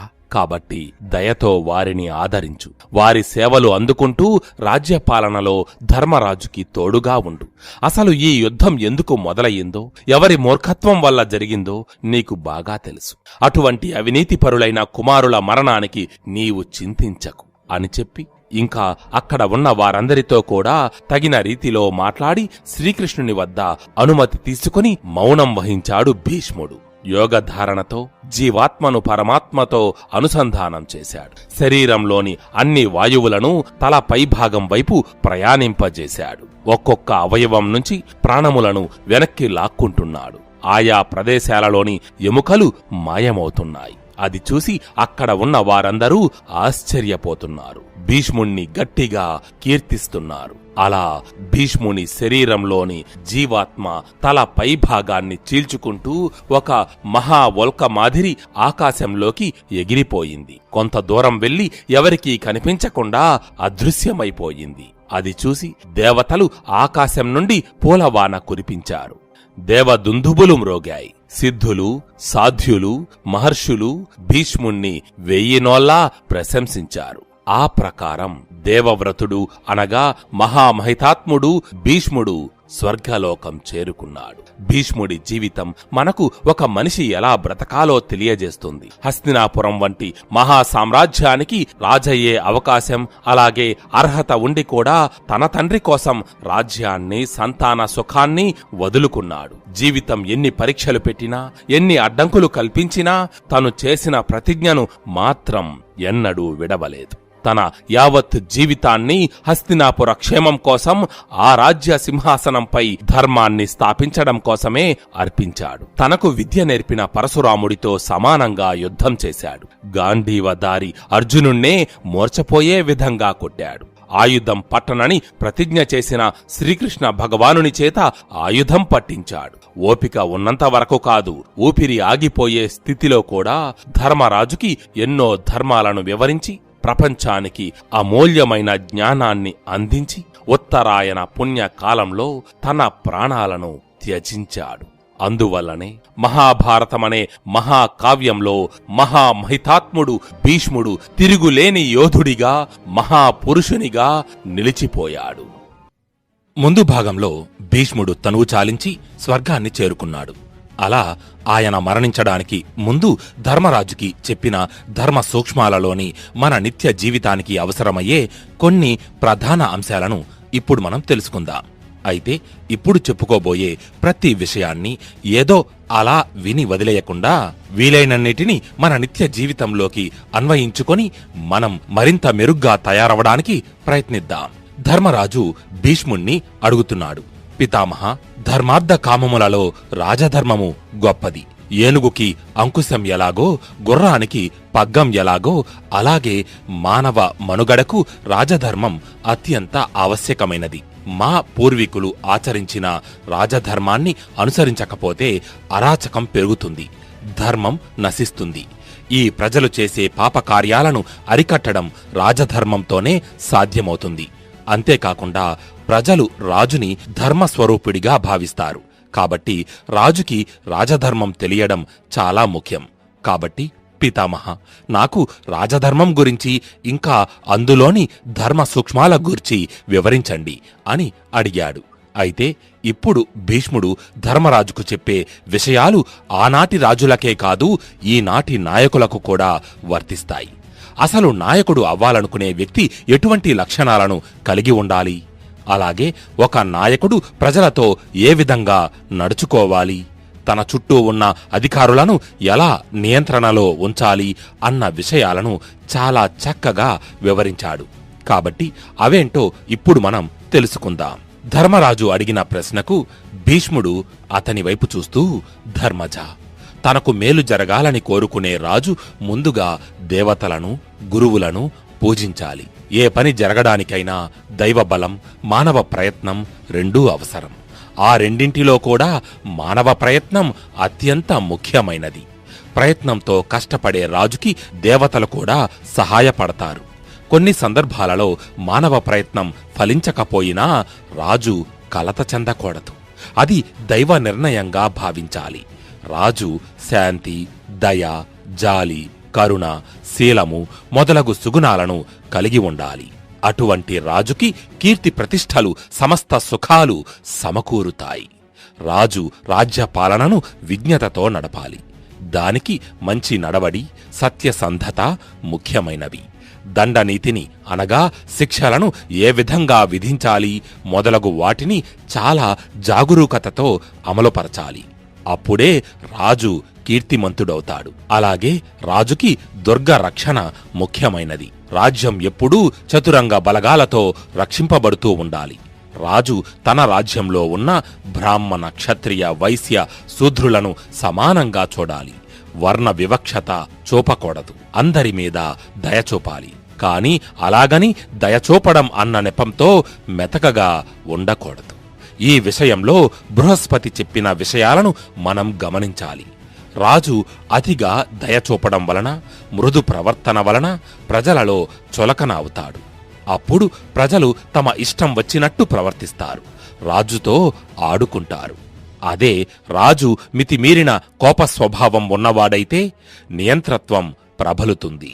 ప్రజలు భయభ్రాంతులకు గురవుతారు. కాబట్టి రాజు అతి మృదు స్వభావుడు కాకూడదు, అలాగని అతి క్రూరత్వం ప్రదర్శించనూకూడదు. దయ, దండన సమపాళ్లలో రంగారించి ప్రజలను పరిపాలించాలి. ఇది రాజధర్మములో ప్రధానమైనది. రాజు తన కోపతాపాలను ప్రజల మీద చూపకుండా, తొందరపాటు లేకుండా సంయమనంతో వ్యవహరించాలి. ఎల్లప్పుడూ తన ప్రజలకు క్షేమకరమైన రీతిలో నడుచుకోవాలి. ఇంకా ధర్మజ, రాజు గంభీరంగా ఉండాలి. అంతేగాని ప్రజలతో పరిహాసంగా, తన క్రింది ఉద్యోగులతో పరాచకాలాడుతూ రాజ్యపాలన చెయ్యకూడదు. ఆ పరిస్థితులలో ప్రజలు, ఉద్యోగులు రాజుని లెక్క చెయ్యరు. కొన్ని సందర్భాలలో అతనికి హాని చెయ్యడానికి కూడా వెనకాడరు. అతనికి వ్యతిరేకంగా పనిచేసి రాజు యొక్క రాచరికానికే ముప్పు తెచ్చే ప్రమాదం ఉంది. కాబట్టి తన కింది ఉద్యోగులతో పరాచకాలాడుతూ ఇష్టం వచ్చినట్టు ప్రవర్తించకూడదు. వారి మీద దయచూపాలి, కాని అదే సమయంలో గంభీరంగా కూడా ఉండాలి. అంతేకాకుండా ధర్మజ, రాజ్యానికి, రాజ్యపాలనకు విఘాతం కలిగించేవారు ఎవరైనా సరే, గురువైనా, బంధువైనా, మిత్రుడినైనా మన్నించకూడదు. కఠినంగా శిక్షించాలి. పూర్వం సగర మహారాజు తన కుమారుడు అసమంజనుడు పురజనులను బాధిస్తున్నాడని తెలిసి తన కొడుకని కూడా చూడకుండా రాజ్యం నుంచి బహిష్కరించాడు. మనం అటువంటి రాజుని ఆదర్శంగా తీసుకోవాలి. రాజు సత్యము ధర్మము పాటిస్తూ క్షమాగుణము కలిగి రాజ్యపాలనను సాగించాలి. తనను పొగిడే వారిని దూరంగా ఉంచాలి. అవినీతిని అంతమొందించాలి. అవినీతి పరుల ధనమును స్వాధీనం చేసుకొని బాధితులకు పంచిపెట్టాలి. ఎవరినీ అతిగా నమ్మకూడదు. అలాగని ఎవరినీ నమ్మనట్టుగా కూడా ఉండకూడదు. తన వివేచనతో ఏది సముచితం ఏది అనుచితం అన్నది తెలుసుకొని ప్రవర్తించాలి. ప్రజలను పీడించి ధనాన్ని అపహరించే రాజుకి శత్రువులు ఎక్కడో బయట నుంచి రారు. అతని ప్రజలే అతనికి శత్రువులుగా మారుతారు. ధర్మవర్తనులను, అర్థశాస్త్రంలో నిపుణులను, స్థిరమైన చిత్తము కలవారిని, రాజాజ్ఞ మేరకు నడుచుకునేవారిని, నీతిమంతులను రాజు తన కొలువులో ఉద్యోగులుగా నియమించుకోవాలి. అలాంటి రాజు పాలనలో ప్రజలు కపటం లేకుండా రాజు మీద ప్రేమతో అతని కన్న బిడ్డల వలె సంతోషంగా జీవిస్తారు. ఇంకా ధర్మజ, ఒక రాజు అత్యంత పరాక్రమవంతుడై ఉండాలి. లేకపోతే అతడు తన ప్రజల ధన మాన ప్రాణాలను రక్షించలేడు. రాజుకు ప్రజా సంరక్షణే పరమధర్మం. రాజైనవాడు ఎల్లప్పుడూ ఉత్సాహవంతుడై ఉండాలి. న్యాయ మార్గంలో గాని అన్యాయ మార్గంలో గాని శత్రువులను నాశనం చెయ్యాలి. శత్రువు అల్పుడని వదిలేస్తే తరువాత వాడే విషం కక్కుతాడు. కాబట్టి శత్రు సంహారము రాజుకు శ్రేయోదాయకం.